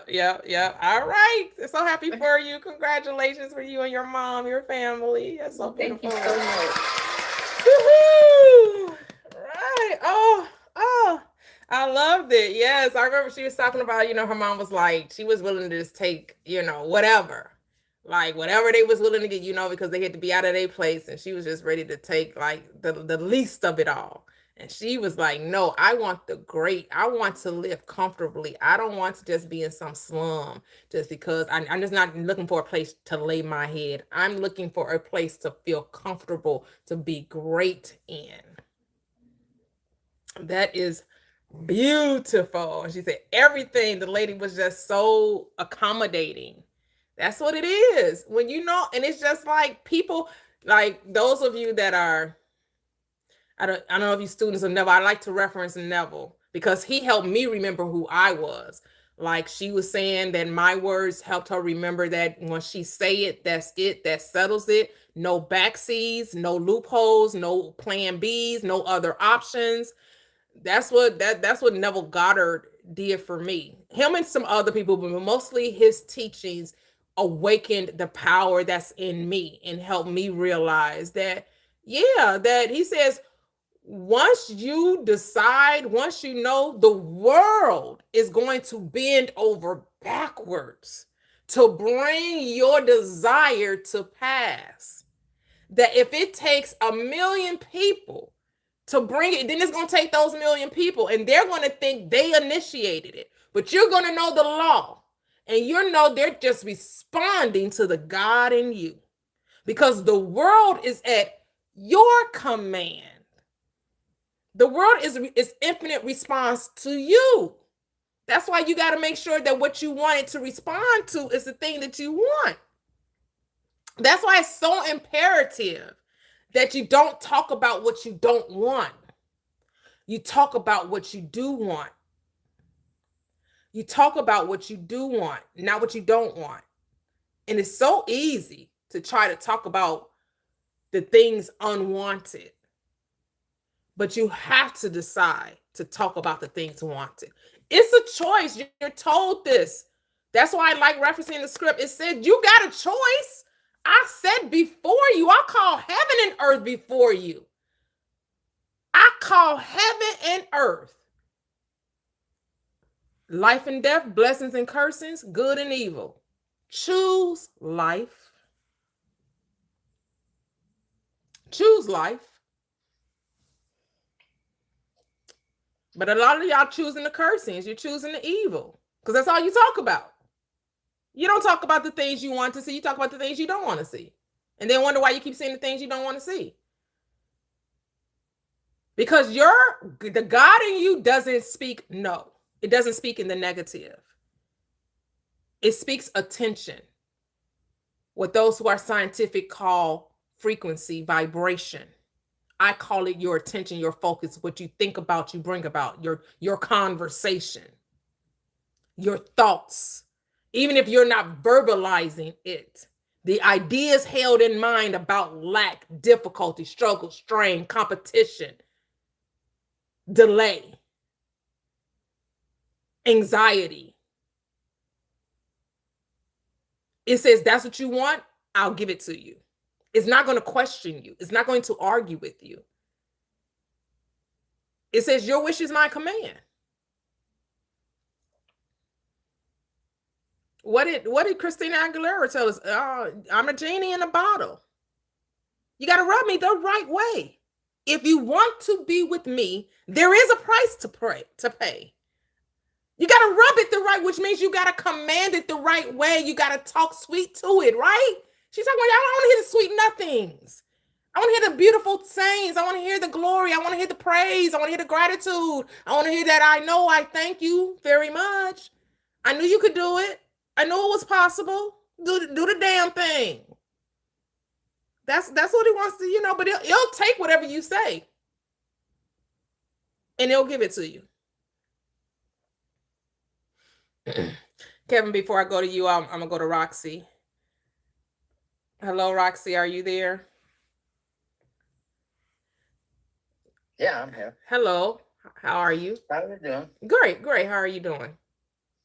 Oh, pretty good. As soon as I finally figured out Paul's full of bull, and start reading the Bible without Paul, you start understanding what's really going on. Oh, wow. Okay. Well, Paul was just talking metaphysically. He wasn't speaking literally. Paul was the most worst pagan and narcissistic person I ever seen. I found out a lot of information on Paul. I've been studying a lot on it. Oh, well, Paul didn't even exist. Paul didn't exist, though. Paul was just a character in the Bible, in a book. I know, but 99% of everything that people believe is based off of Paul. Yeah. I like Yahoo. But if you know that the Bible is not literal, it's not a history book. It doesn't. When you understand what Paul was saying, Paul was talking about you. Wasn't talking about anything other than you. Paul don't know nothing. Yeah, Paul yeah. was Hold lost. on, hybrid. If you come up, you have to mute. We all don't talk together. I don't know how we think we can have a conversation if we're all talking at the same time. So when you come up, you have to mute up. You have to mute up when you come up, and then I'll address you, and then we'll have a conversation. But we don't like all that. Everybody trying to talk at the same time. That doesn't. No one can hear you then if we're all talking at the same time. Well, I love Yahusha's teaching, because if we did what Yahusha said, which is love our brothers and sisters, we wouldn't have all the problems we have in this world. Mm-hmm. I watch all this money being stolen from the poor, and I'm thinking, we're just putting judgment on ourselves because of all the evil that's going on in this world. Yeah, well, this live. Well, hold on, Roxy. This live, we don't talk about the evil. We don't talk about the evil. Okay. Yeah, I don't. That to me, to talk about it does not make it change. When has talking about it made it be different? Never happens. Never happens because we sit around and talk about it that changes anything. If you want things to change, be the change. You be the love. Amen. You make sure you show love and grace and compassion and kindness, and that's basically all you can do. Is be the best version of you. Yeah, be the light. You're right. Mm-hmm. Yeah. So that's how we roll over here. Okay.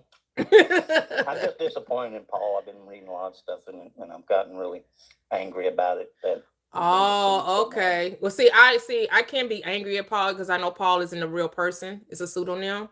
Oh, good. Well, yeah, and his teachings are metaphysical. They're not literal. And the problem is that religion took the teachings of the Bible from a physical perspective when it was supposed to be taken from a spiritual, psychological perspective. Amen. Yep.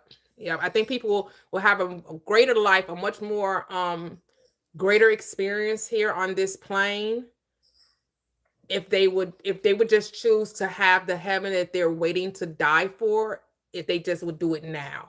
Instead of waiting to die for heaven, they allow heaven to be present now. But people want escapism. They're too busy trying to escape this planet instead of make it better. I mean, we'll really make it different. Not even better, different. If you want to see something different, then you have to be different. Mm-hmm. Yeah. Very true. Yeah. So religion doesn't teach people, even though it says it. So religion is bipolar, because they give you a solution. They tell you to, love your neighbor as yourself, do unto others as you will have them do unto you, the Beatitudes, all of that nice, good, the fruit of the Spirit. They're given that, right? But then at the same time, they're told that this is a God-forsaken world. Is evil and present, and you just got to hurry up and just want to be raptured up. So which one is it? Is it be loving and kind and fruitful and multiply, or is it's a God-forsaken world, you don't really want to be here, and hurry up and be raptured up out of here?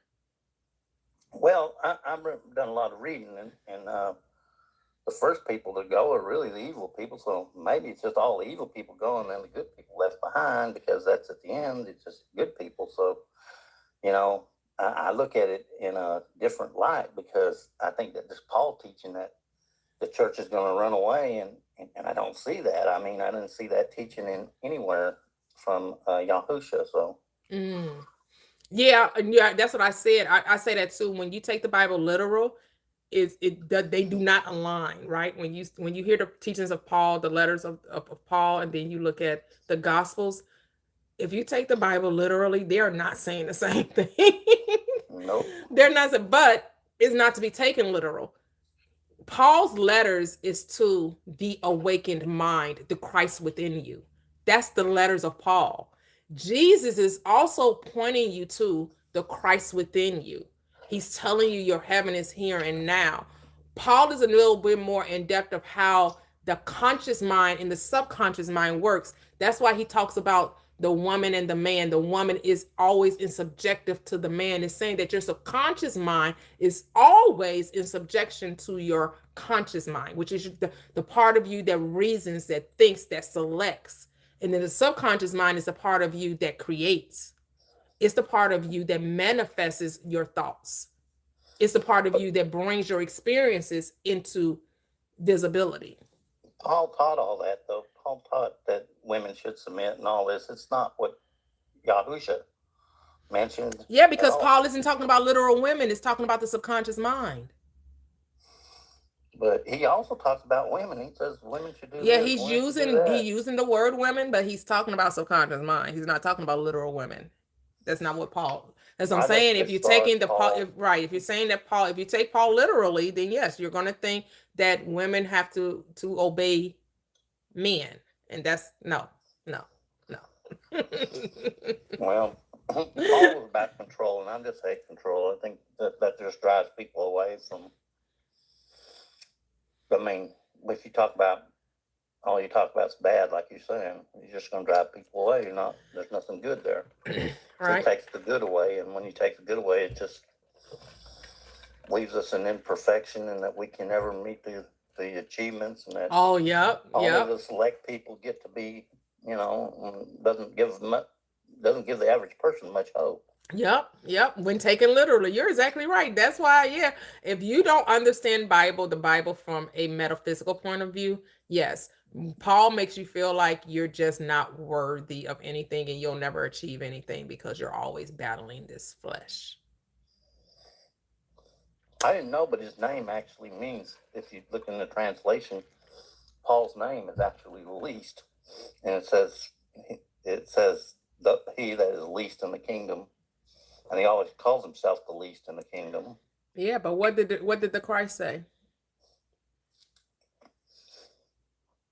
The least in the kingdom will be what? I forget. The greatest. Yeah. So there you go. But I don't think Paul's going. but that's okay. I think Paul was doing the church thing too much. Yeah. But like I said, yeah.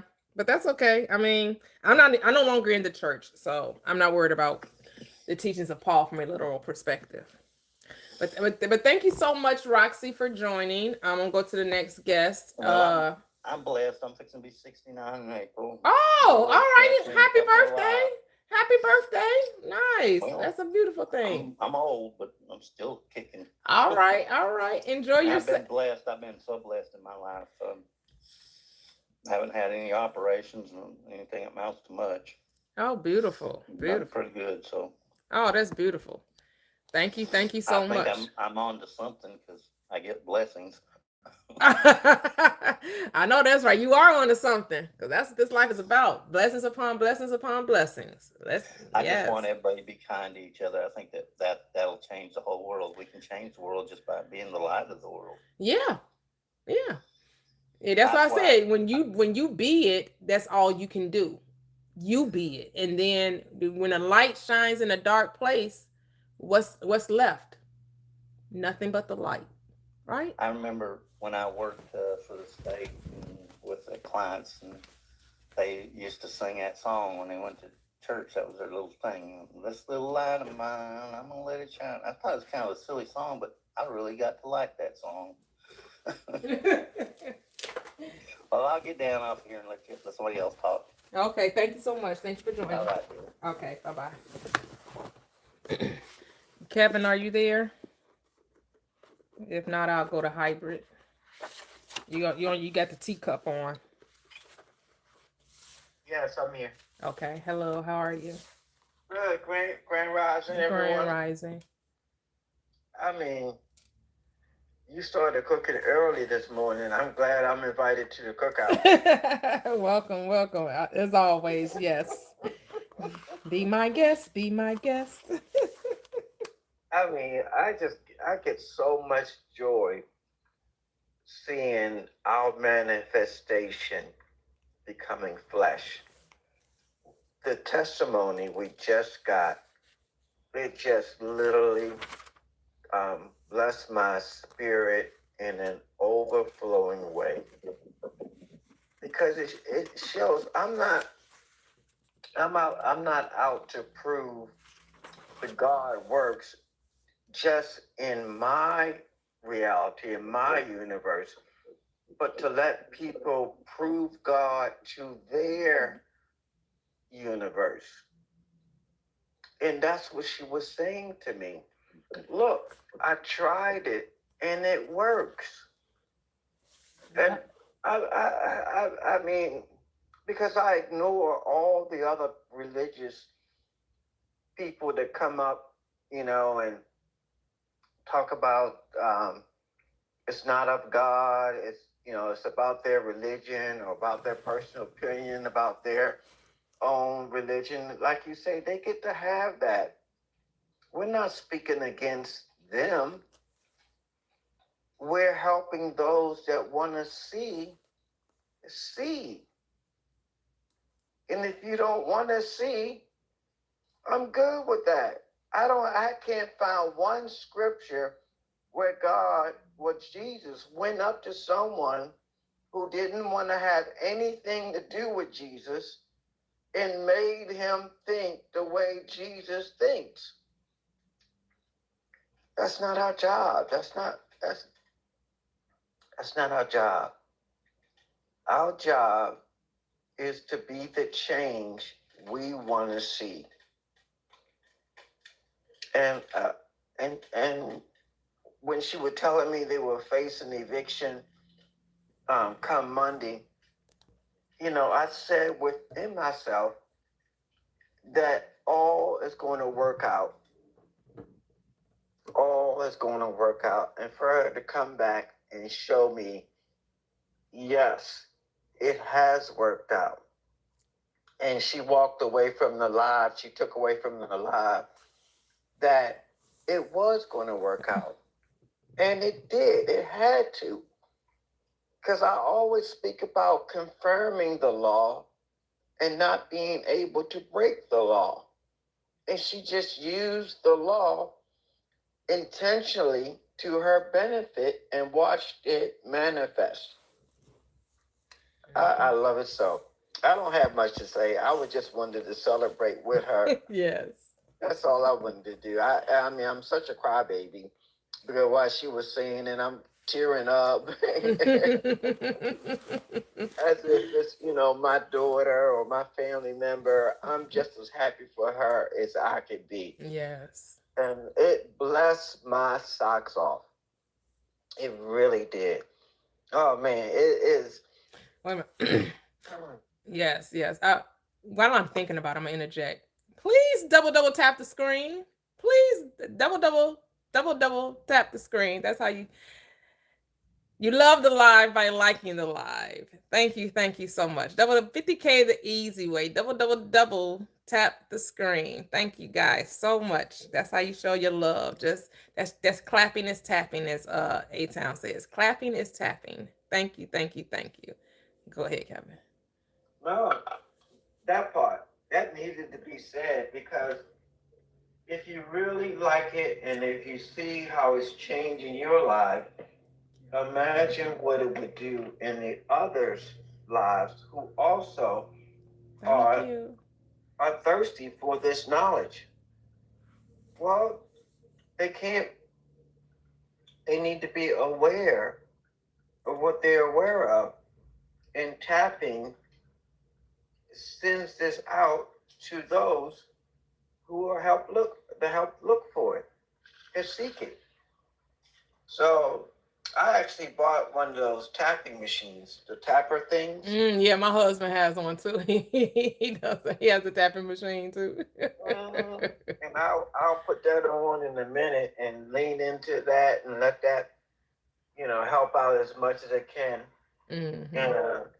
But yeah, I just love to see your live, this live, and I love being a part of this live and helping this live because I love people. I generally love people. I really do. And that testimony was just absolutely beautiful. It was. It was. Thank you. Thank you. So, Blaisdell on YouTube says, "Salute to Kev, much love, my guy." And so, what's this? DNA say, "What's this tapper machine?" Well, it's something that we use on TikTok. On TikTok, you can tap the screen. The more likes you get, the more TikTok pushes the live out. And so they have this machine you can purchase that'll tap the screen for you, so you don't have to physically do it. The tapper will do it for you. Yes. And so, Kev, we have another guest on the panel. Oh yeah, I'm probably going to drop. I'm just, I'm going to be in the chat. Okay, cool. Yeah. I'm hopefully she heard what you said. Hopefully she's still listening to the live. But I know she said she had some errands to run, so I don't know if she's still on the live or not. But yes. Yeah, I just want to, tell her, keep going. I believe in you, believing in you. Oh yeah, she's here. She said she did. So cool. Yep, she's still listening. Yep. Wonderful. Yep. Beautiful. Awesome. Yep. All right. Enjoy. You're welcome. Thank you. All right, Hybrid. You're up. You can unmute.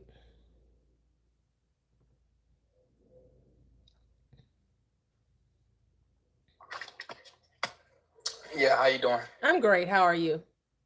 I'm not too bad. Good.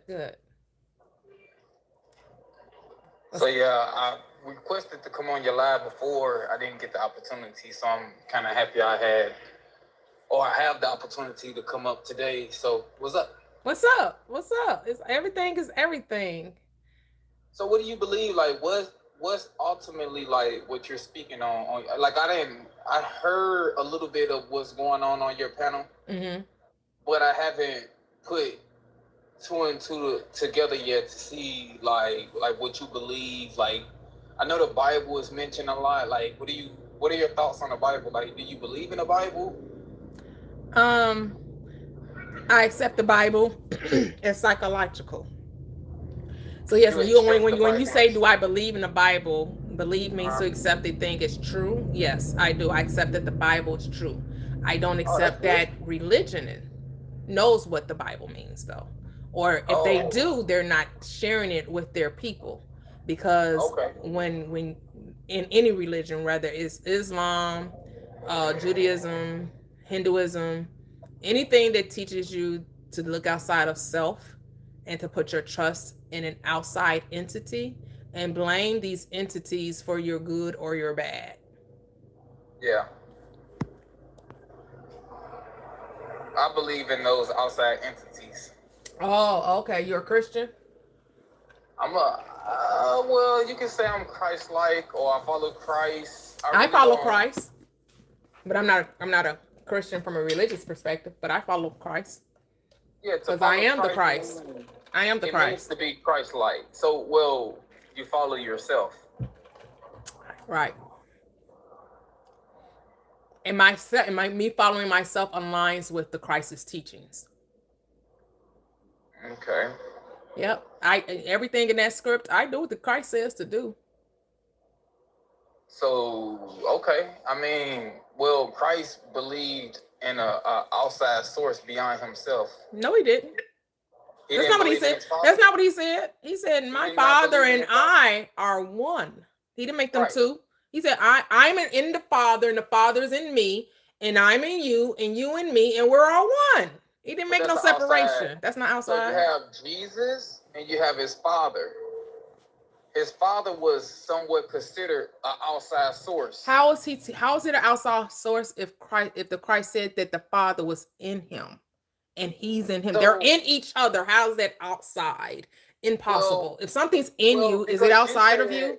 If it's in you, is it outside of you though? If it's in you, is it outside of you? You said if it's in you, can it be outside of you? But this source, yes. How? Because this source is an omnipresent type source. God can be within us and outside of us at the same time. Okay. So when you say you follow Christ, but you follow yourself to follow Christ, well, your Christ is not my Christ. My Christ had a God and had a father, and his God and his father is my God and my father. That's what the Bible teaches us or tells us. So but you claim that your Christ is not the Christ that's within the book.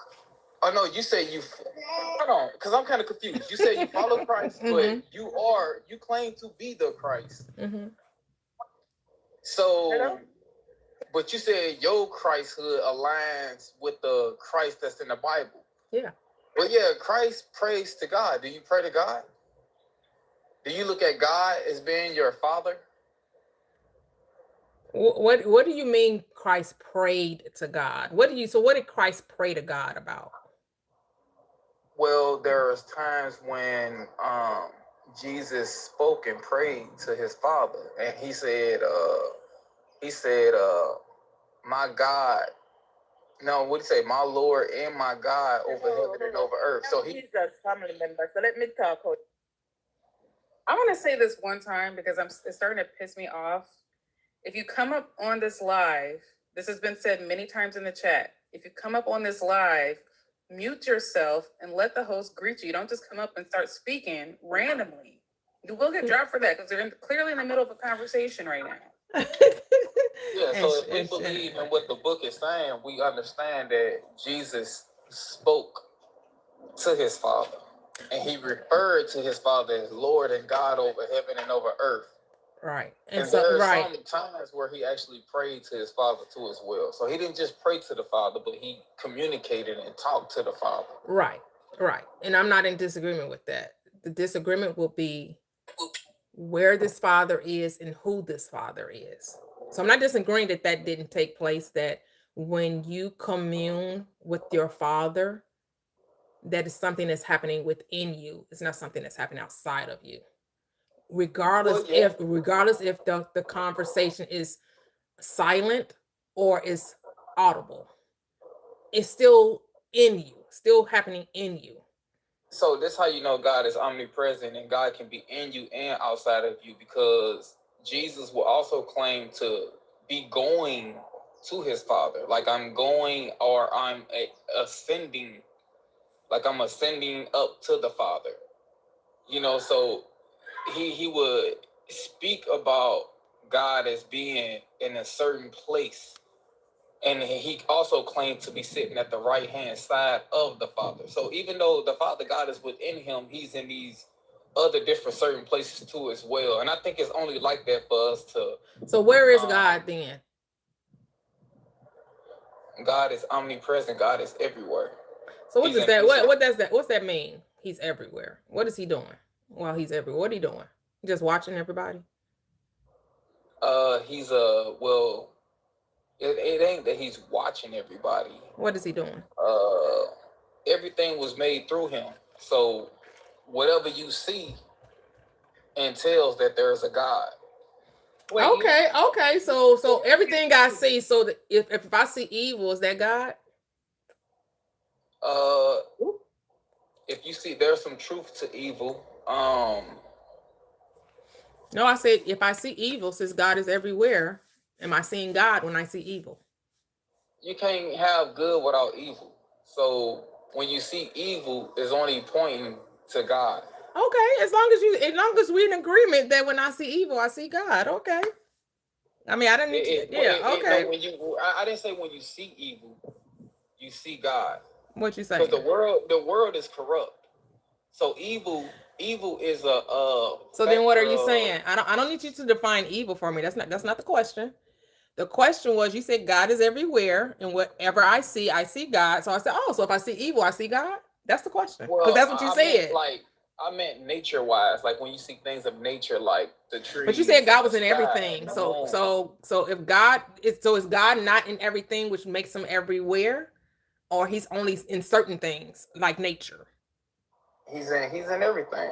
Okay. He's in everything. So is he in the evil person as well as the good person, or is he God ain't present in that? So the good person, God present. The evil person, somehow God not present now. So you have to understand that the evil person and the good person, it all equals out to being what? A person. So yeah, you but can you don't sum want, it but up you're not to- answering the question. I get it. I know it's a tough Yeah, question. God I know is it's a tough, knowledge. it's a tough question to It's not- Whoever answer. said it was a tough question, I'm letting Because you why know. you not answering it? I said It's sums God up to one present in the person. evil person. No, he's not present in the evil person. Well, then God can be everywhere. Okay. He leaves that person. Okay. Then he's not everywhere. If he left, he isn't everywhere, right? But the thing about it is this: if you see a person, any kind of person, it's a true thing that person is there. Okay, it's a reality. It's not false because God is the truth. So it's not false that the man is there or the woman is there. It's not false that this earth and this land is here. It's not false. So once you write things off as being true, like, oh, I'm here. My reality is true. It's true. It's a fact that I'm here. That's truth. That's God. You know?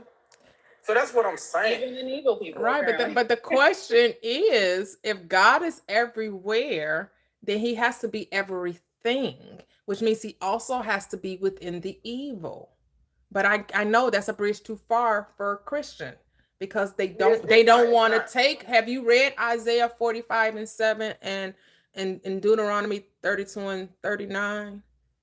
Have you read those scripts? Evil is the cause of God. You know what I'm saying? Like evil. So God causes evil. So God causes evil. God causes evil.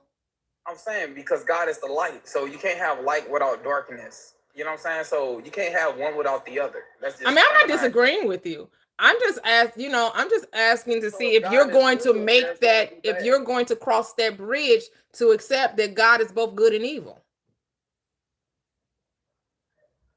I ain't gonna lie, that's still something that I'm studying over. Okay. Because those scriptures I gave you definitely say that. Those scripts I gave, they definitely say that. And so then, but that when you accept that, then it loses that the need for a Satan.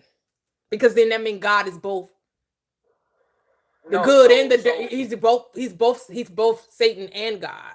Because if God is, because we equate evil with Satan, and if God is both good and evil, that means God is both God and Satan.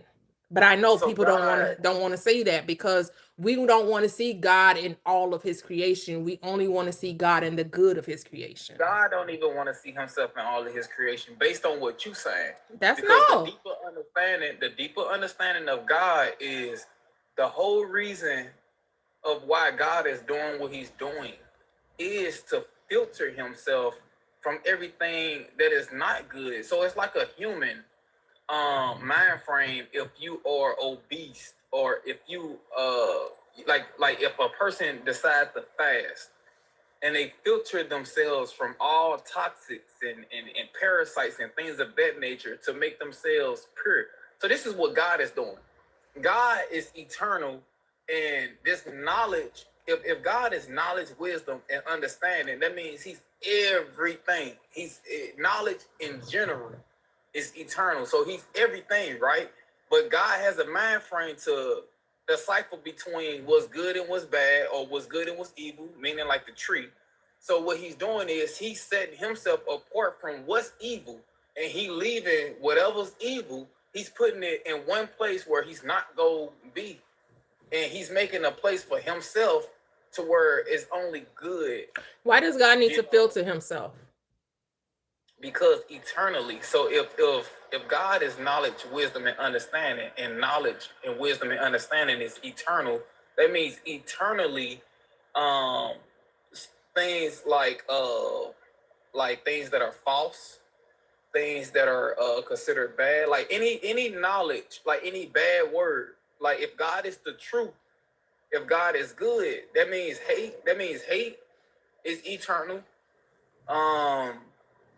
Like a false, like something that's false is eternal. Where did hate come from? Where did the evil come from? It's just like having left from right. Like you know, like what makes something good is knowing that there's something. You're defining things. I'm not asking for definitions. I'm asking for questions. I said, where does the hate come from? Where does the evil come from? Where did it originate? So it's the eternal thing. So that's why God is filtering himself, because you're not answering the question.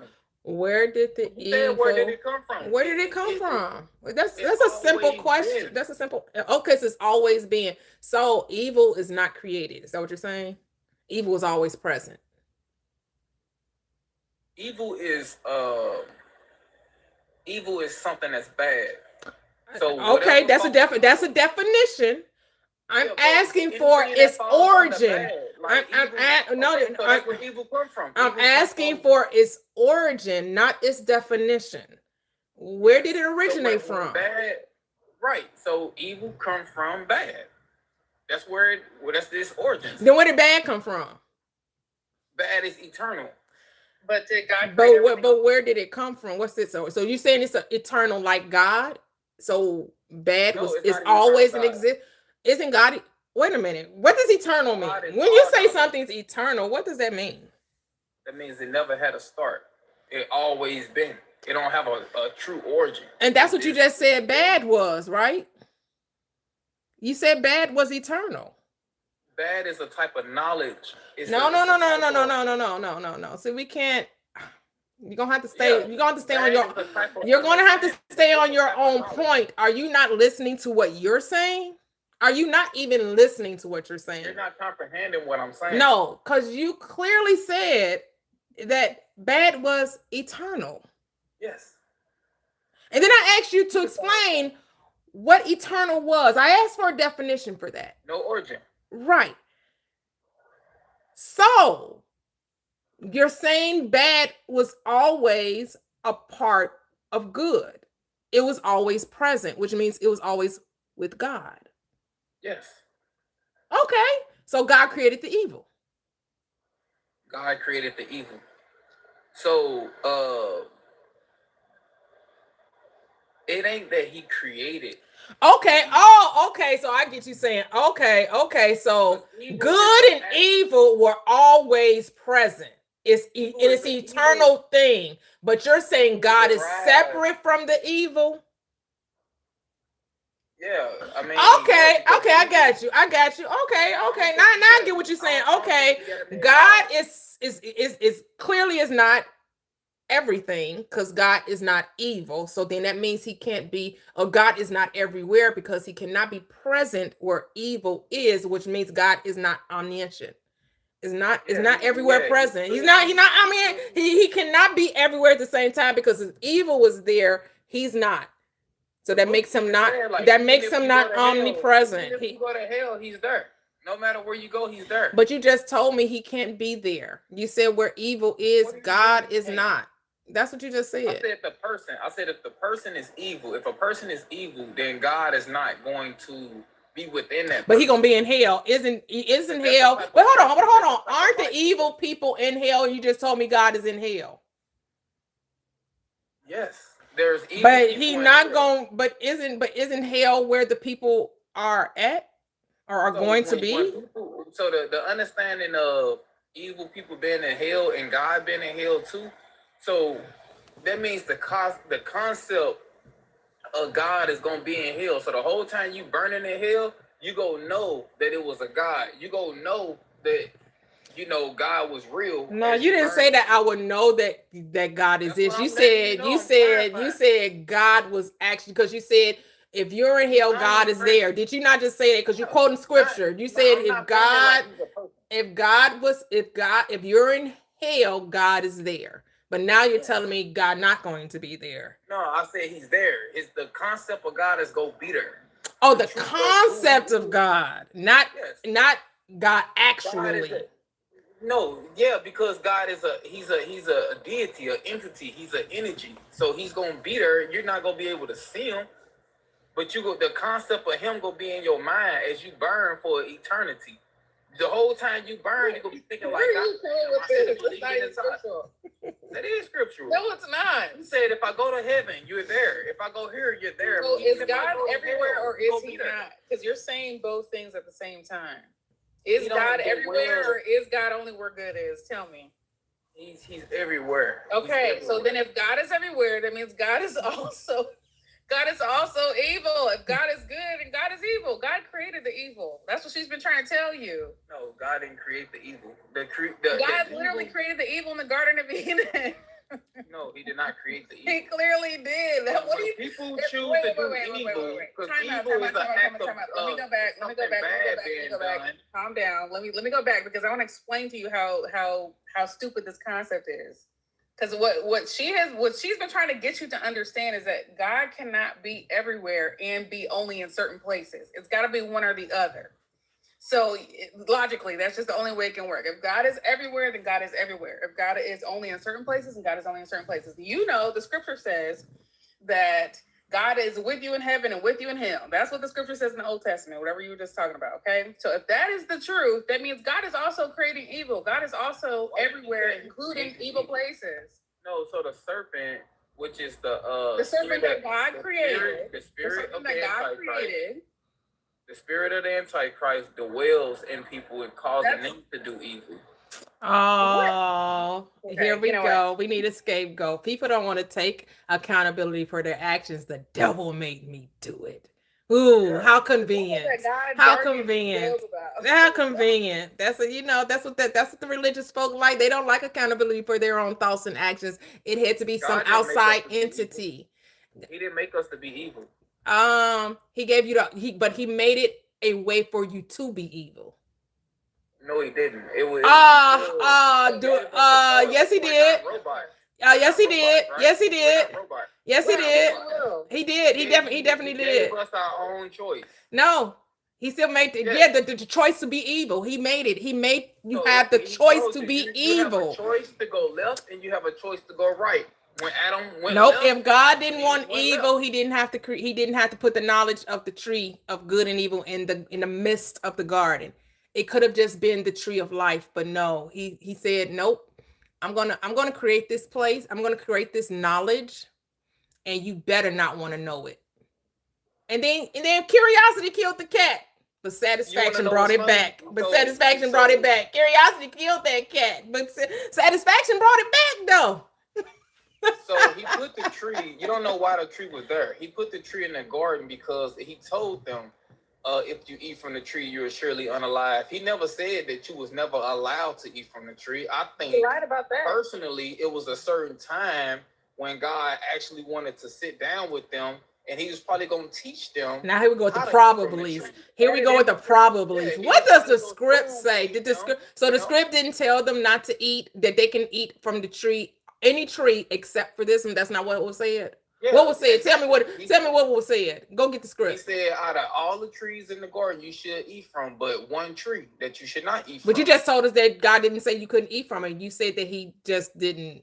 I don't know what you said, but you're going. You keep changing it up when a narrative don't fit your belief. Anytime the narrative doesn't fit your belief, you switch it up on us. And you're double speaking, because you told me that God didn't tell them not to eat. I didn't say that. Yes, you did. God said, do not eat from the tree unless you'll surely die. He told them that because he knew that if they ate from it, they would surely die, but he didn't tell them not to eat from it. But you said he didn't tell them not to. But now you're switching up the story because now you're switching up the story. Because that's what I told you, because that's why I said, go give me the script, because that's not what it says. What I'm saying.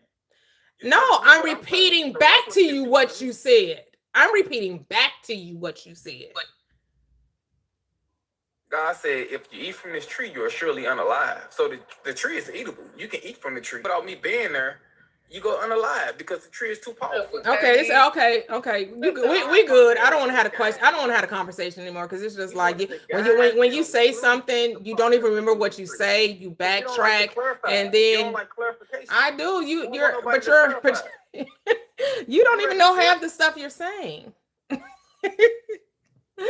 Because first it was God didn't tell them not to eat from the tree, and I said, really? Go give me the script. And then you said, oh yeah, he did tell them not to eat from the tree, and then he told them because if they eat from it, they'll surely die. Both are true.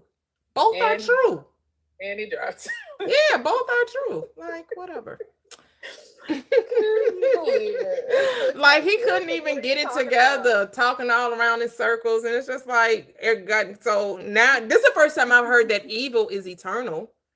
And that was the first time for me too. Right, I was like, okay, you on to something. But then he wanted to skirt around the fact that if evil is eternal, then evil has to be God.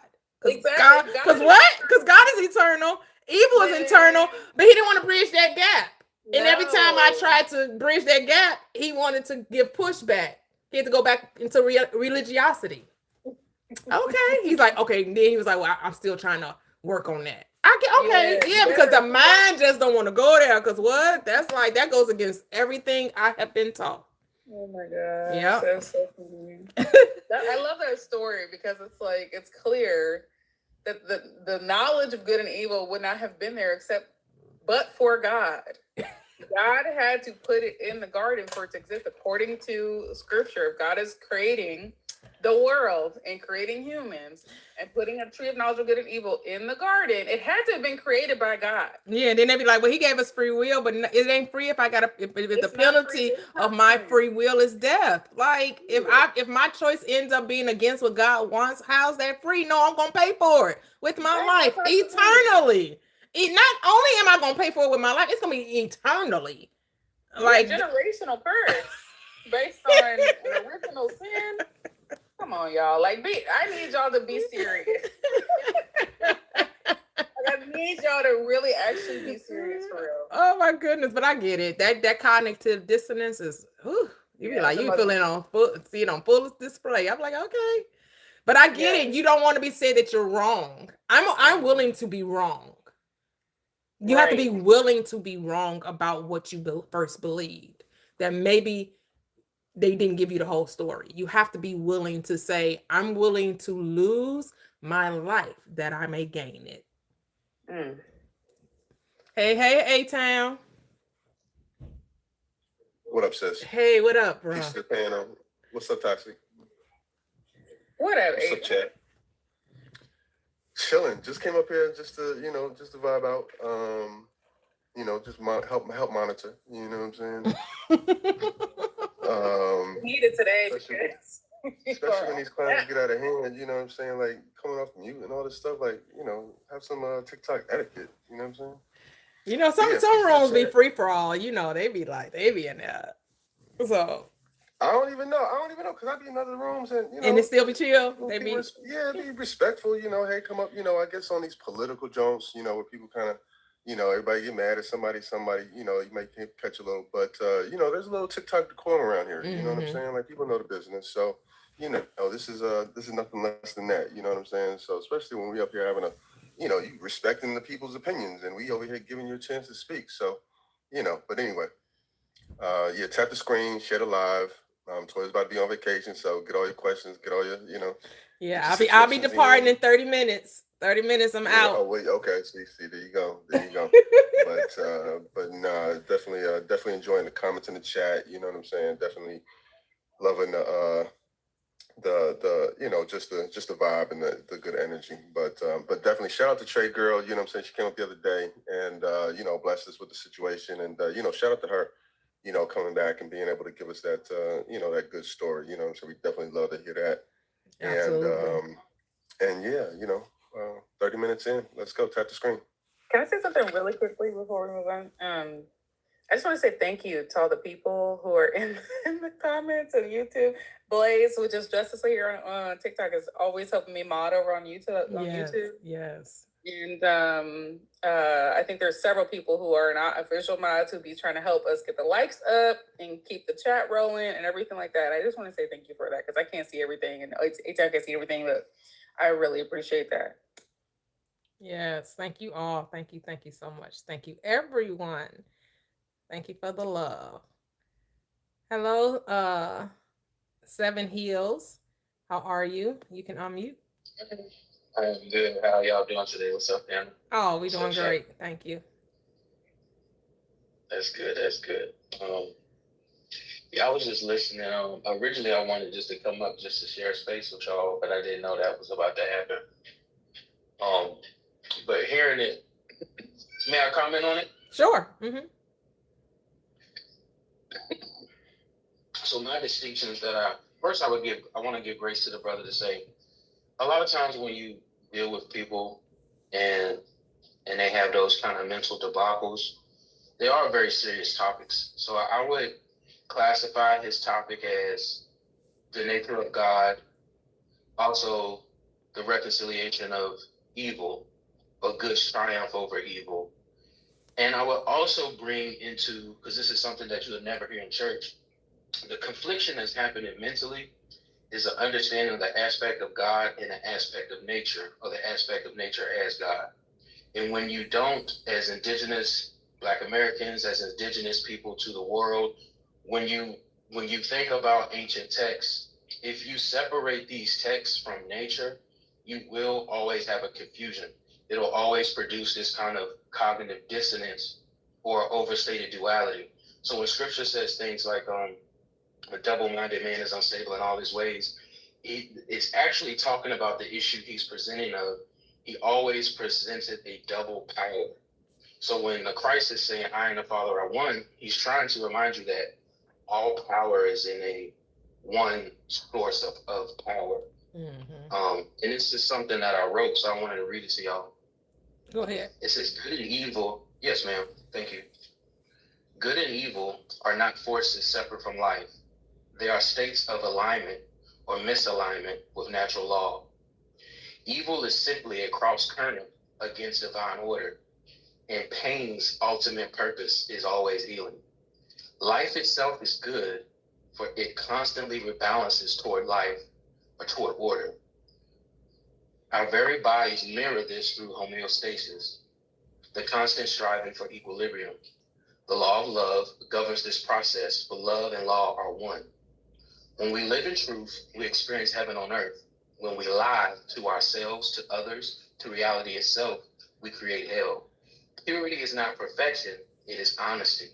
If mankind simply stopped lying in word, thought, and culture, life would naturally restore harmony. And so I just wanted to say that because it's actually, it's quite humorous what Protestantism and Catholicism, and I bring those words up because when modern man kind of explains life that way, they don't really pay homage to where those thoughts come from. But those thoughts aren't indigenous.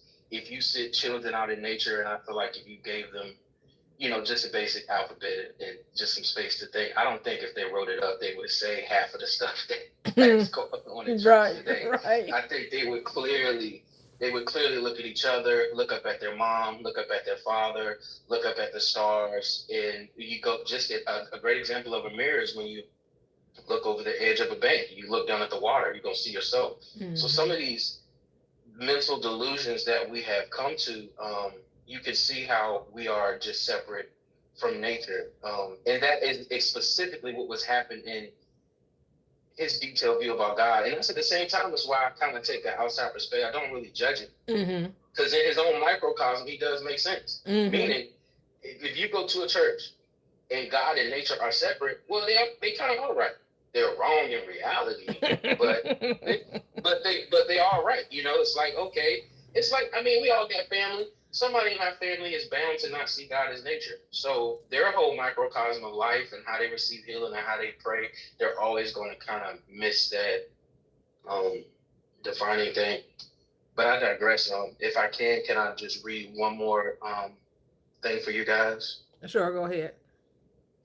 So this is called Nature, God's Face and Space and Time. I'm gonna skip around a little bit, talk a little shit on it too, though, because it's deep, but I don't need to get into all of it. So I would like to marry two concepts for you, spirit and nature, because God is both spirit and nature. My hope is to ignite a renaissance in your heart. Life is a mirror in which we see ourselves. Who are we, you may ask? The creative genius of the mind to intuitively learn from Father Time and Mother Nature. This is the purpose of the mind. And I bring that up in this because, we talk inside. See, I love that it says that right there, because it kind of answers the question when somebody comes in the room and they say, well, how is the Bible psychological? Well, that's it right there. Because spirit and God, or spirit and nature and the mind, these are full, concepts. And I just want to say that because some people literally, they may not understand, or they never heard it before. And then I say nature represents the center or the origin cause of anything within the space-time continuum, including all heavenly and earthly phenomena, spiritual, physical, visible, invisible, heaven and earth, nature and God, God and nature, have different nuances in language, but they are one and the same. So what is the nature of God? Some say love, some say grace, some say justice. Others say all the above. To ask what is the nature of God is to ask about the origin, about what stands at the center. We can only understand such things by watching methods, patterns, and sequences. My point with that is when you try to just get, there's teachers that say there are, how do they put that there? They said, what's that thing that they say? Something about how there are no answers, just understandings. Mm-hmm. And the point is, it's like, if you talk to your child, they might need the same truth in a different way. Mm-hmm. Versus grandma, me, mama, or millennial. Does that make sense? Mm-hmm. Yep. And so the point there is when you're dealing with the nature of the mind, this is why I say patterns, methods, and sequence, meaning A-Town might need a certain rhythm. Dealing with you, Prosperous, a lot more information, so we can vibe on a lot more different aspects. Kind of like how the Bible presents that whole milk and meat analogy. Some people, they even come up on a panel and talk deep whole time they need milk. They can't really handle any other meat of the because and to be fair and to not talk down, they don't have enough of those nuances of study. And to be honest too, especially dealing with men, when men go to seminary and they kind of study these things through really built on Catholicism and Protestantism, and they get into these certain algorithms, to be honest, it's unpreparing them to look at things in a very natural and simple way, like to a child. It's literally, you know what I'm saying? It's like I don't know, you know what I'm saying? It's just retroaggressive to when it's really time to have a great conversation about God and nature. That's why it always kind of turns into an argument, because really what you're doing is they really have a knot on their shoes in the whole conversation. Instead of having any flow, you trying to untie every kink on, such and such and such and such. But I'll digress there. I just wanted to say that for anybody in the room, because some of the guys, especially with men, a lot of men, they argue, but they really haven't heard these things laid out in a very orderly fashion, nor have they talked to anybody about that. And you have a whole slew of men that would just like all this stuff is spooky and it's something that you should never get into or should never question. When in reality, all of this stuff is really nature, life, and love, and truly ancient indigenous wisdom. And I'll land on that. And peace and grace. Thank you for letting me speak. Oh, appreciate you. Thank you for your perspective. That was beautiful. Yeah, because I am is everything, and everything is I am. And religion wants to divide, where when you come to self, you understand it's a unification. There is no division in consciousness. It is individualized, which means undivided, unique expression of the one thing, or one no thing, because it's everything and no things all at the same time, right?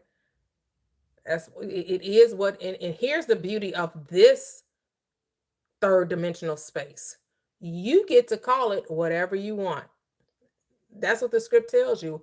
God brought all the animals, all the things to Adam and said, whatever you call it, Adam, humanity, that's what it shall be called. You get to call it whatever you want to call it. And whatever you name it, however you describe it, that's what it will be for you. Because you are the God of this third dimensional plane, of your world. Your world, not my world, your world.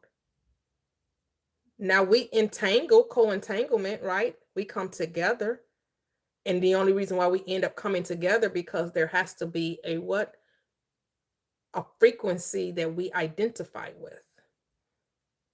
There has to be, we have to draw each other to one another. Right? That means we're operating on the same vibration.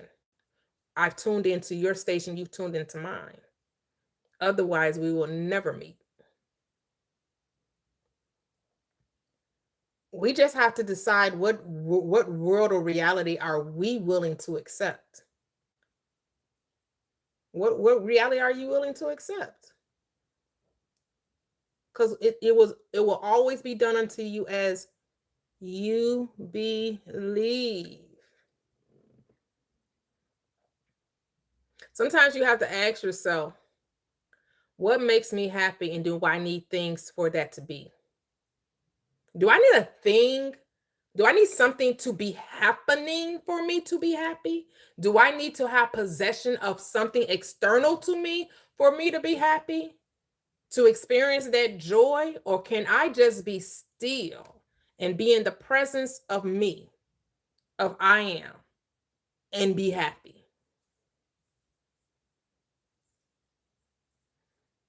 Like, what can I appreciate outside of the things in life? Can I appreciate for just being? Like, is that enough? And then then the things, says the script, when you seek first the kingdom of your good. And where's the kingdom of your good? Within you. And all of its righteousness, the right thinking. Then what happens? The things that you think are going to make you happy, they show up. They come into your reality. Because you didn't seek after the thing, you sought after the state of being, which is your heaven. That's where your heaven lies, within your beingness. It's not wrong to want things. You're supposed to get as much thing because all the earth is yours and the fullness thereof. The cattle on 1,000 hills belongs to the I am. You're just supposed to call it forth with your focus. Others will say with your frequency. Others will say with your vibration, with your flow, with your attention, with your communication to the nature around you, to the electromagnetic field, the quantum field, whatever you want to call it. Because whatever you call it, that's what it shall be. Because whether you like it or not, we change the meaning of words and the spelling of words all the damn time. They be like, well, words mean something. Yeah, they mean whatever the fuck I say they mean. And they spelled the way the fuck I say they spell, because you can change it. And then life agrees with you. Because everything is operating in unison. It's operating as a oneness. We do it all the time. And some people will say, oh, well, that's Ebonics. That's AAVE. Like, why do you all talk like that? Why don't you talk like the Europeans talk? Or if you talk like the Europeans talk, oh, you're trying to be European.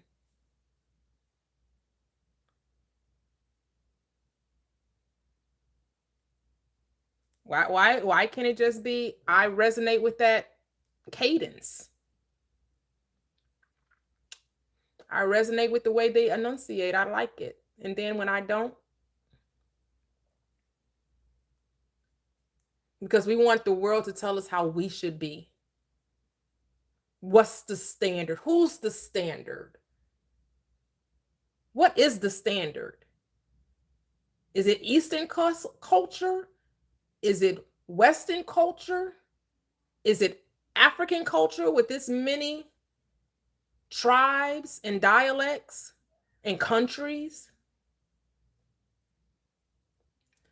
Or is it when you stop identifying with the labels and putting yourself in a box and say it's all of it? So wherever state I enter, that's what I am. I forget that script. I'm trying to remember it. It's a script about when you come. Of course, it's a Paul letter. I can't remember. It's not quite grasping my attention right now, but it has something to do with when you're with someone, you are as they are. I gotta find that script because I don't read the Bible too much anymore. A lot of it comes off memory, and the writers that I read that utilize the script. But it's something like I am whatever is I decide to be in that moment.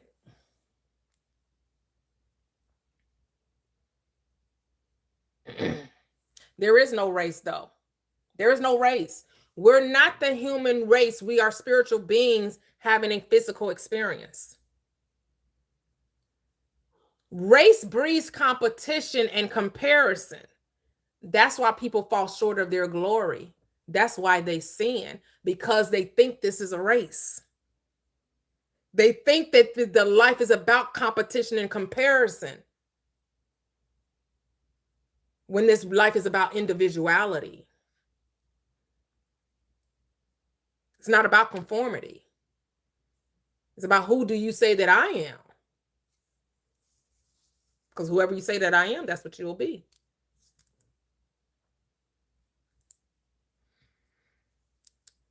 A race means there's a destination. There's an end goal. There's no end goal. There's no ultimate destination. It's from glory to glory to glory to glory to glory to glory to good, which is God. Glory to good. It's experience after experience after experience, and it's infinite. There is no end. There is no getting there. There is no I arrived. Because the more you know, the more you realize you don't know. The more you know, a man that knows something knows that he knows nothing at all. The more you come to know self, you're like, damn, really? I thought I knew, but God damn it, I don't know nothing. I thought I knew, but hold up, wait a minute. Hold up, wait a minute. Right. That's so real.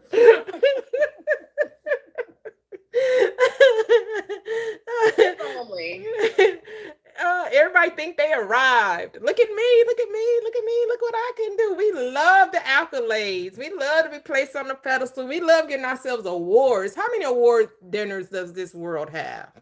Well, we always clapping for ourselves. We just make up shit to boost ourselves up.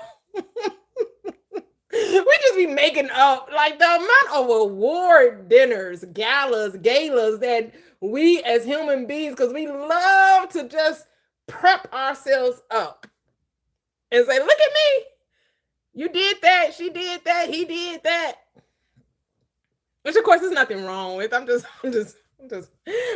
laughing at us as human beings because we love to be the peacock. We love to make them feathers. Man, look at us. Put our best outfit or our best, right? Right. We like to strut our stuff. I live for the applause, right? Lady Gaga, living for the applause. Literally.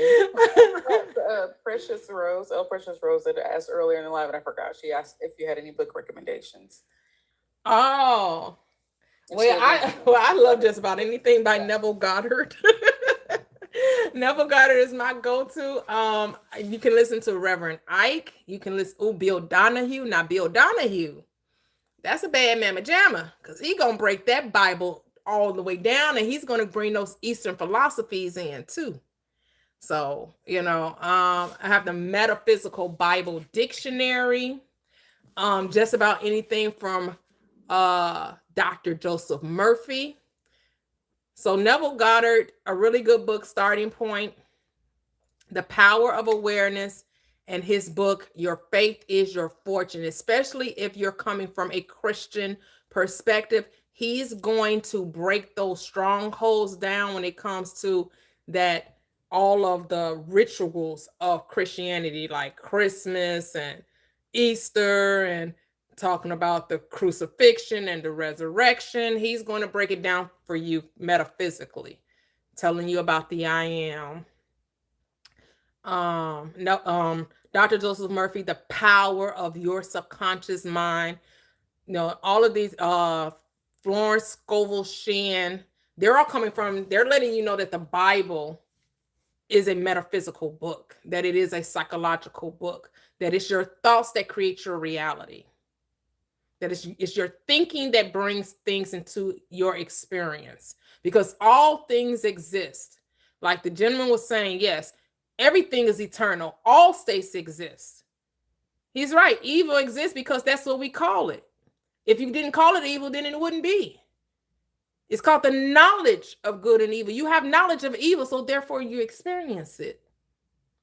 Christ came to show you that there is nothing evil. There's only good. There's only God. Then once you identify with the God, the good, that's what you will express. Okay. Chai Bay, I got a few minutes. Is it how you say that? Is that Chiba? How you say it? Chiba. Chiba, hello. I'm great. How are you? I'm great. How are you? All is well on this end. Yep. Real quick, I saw in the chat that somebody was requesting a recommendation for literature to help them in their journey, and I was thinking all the books that Chiba has read, including the canonized Bible, the apocryphal books, the Quran, all this information over the years, and the conclusion that I came to is that life is really simple. Mm-hmm. You don't need a book to tell you what is actually inside you, which is called common sense according to your sensory perception. They say you got 5, 6, maybe 30 different what they call that, senses or whatever. Mm-hmm. The argument is out of how many that you have. But anyway, those sensories are for you to be able to put clarity on what's outside of you. The problem with that is there's a distraction when you're always looking outside of yourself for answers, when the answers are really inside you. Yep. And your ability to have critical thinking, to objectively look at subject matter. And I would say this as advice for anyone that wanted to deconstruct. Yes, always seek stuff. I don't have a problem with books, but what's really simple, and then I'll land it there. What is really simple is your ability to figure out how you think. We're taught to believe what we hear. So every time, even people listening to me right now, a lot of their focus is on, am I believing what I'm hearing? And instead of that, take the information and try to seek out the clarity of what's being said to see if there's any validity to it. If you believe something, there's a high probability that you're wrong. If you quest to know something, do your research, test it. Don't rely on what others say. More times than not, you will find the truth and it'll be accurate. So my point is, do you want to gamble or do you want the sure thing? And the thing is that the one person that you need to learn to trust is yourself. Chiba rest. Absolutely. That's it. That's it. Because all the books that I listed, if they don't resonate with you, it doesn't make them wrong. It doesn't make them right. It just means they don't resonate with you. You definitely want to go within self and ask yourself, what's the answer? Because when you seek, you shall find. When you knock, the door shall be open. And when you ask, it is always given. And so I was led to those books. I didn't know who to ask about that. So I asked myself. And then I was led to it because I didn't know anyone that knew this. I wasn't told this by someone else. I was having the question within myself because I did question the teachings of Christianity. I did question that. And so the reason why I was led is because I did trust myself and I was willing to be wrong. I was willing to be told that I was in error. Some people don't. Some people rather be right than happy. Some people don't want to change, and that's okay. But the truth lies within each and every one of us. The truth never is outside of us, because the books are all about you. We have to understand that everything is you. Everything. Everything is you. Everything is I am. Everything. The books, the movies, everything we see in the physical world is just projected from the outside, from the inside out. Everything is projection of your I am. So when you're reading a book, you're reading about you. You're reading about the place that you are in your mind in this moment at this time. So when you're reading the Bible and you see it as a history book, that's because you want to experience it as a history book, because that's your conception at this time. That is your conditioning in this moment until it's not. We only know a thing through experience. And yes, you have to be willing to search it out and trust self. I'm not asking you to believe anything I say. This whole platform is about accept, believe what I say to the point you want to test it. We all believe things. To say that we don't is disingenuous, because we all believe something, which makes us test it or research it. Let me see if what they're saying is true. What too many of us do is we blindly follow a belief instead of searching out the belief. We take someone at face value just because they sound good. No. You want to prove what they're saying, not just accept what they're saying. Go further.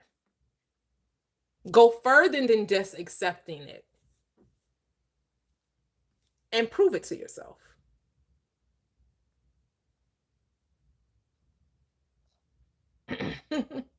God did not say do not test me. Did you read Malachi 3:10? God literally says to test you. Prove me now, hear, and see. If I will not, prove. What do you think prove means? How do you prove something if you don't test it? But hey, to each his own. If you don't want to question God, that's between you and your God. None of my business. If you don't want to question God, hey, that's a lie. You just want to be the dutiful servant that's obedient to the God that you serve, and you don't have any questions, and you don't want to know better and understand better what your life. Hey, none of my business. Whatever makes your clock tick. Whatever gets your goat. I'm not here to tell anyone what they should or shouldn't be doing. I recommend you learn self and know self and trust self, but I can only lead you to the water. I can't make you drink it. Hey, you know what's funny about the book of Malachi that you mentioned? Through research extensively, chapter 1 is for the people. Chapter 2 until the end of the book was specifically for the priests. If you read chapter 2, it tells you that is not for the lay person or the average person. It was specifically, not that it really means anything, because right, because you are the priest. We are the priests. Right, because we are the priests. But I do have to leave. I have to go. I had 11:30 was my cutoff. It's already 11:31, so I'm gonna have to talk to you guys later. Have a great weekend, a great week, and safe travel. Y'all have fun. Thank you. Bye bye, all. Bye bye.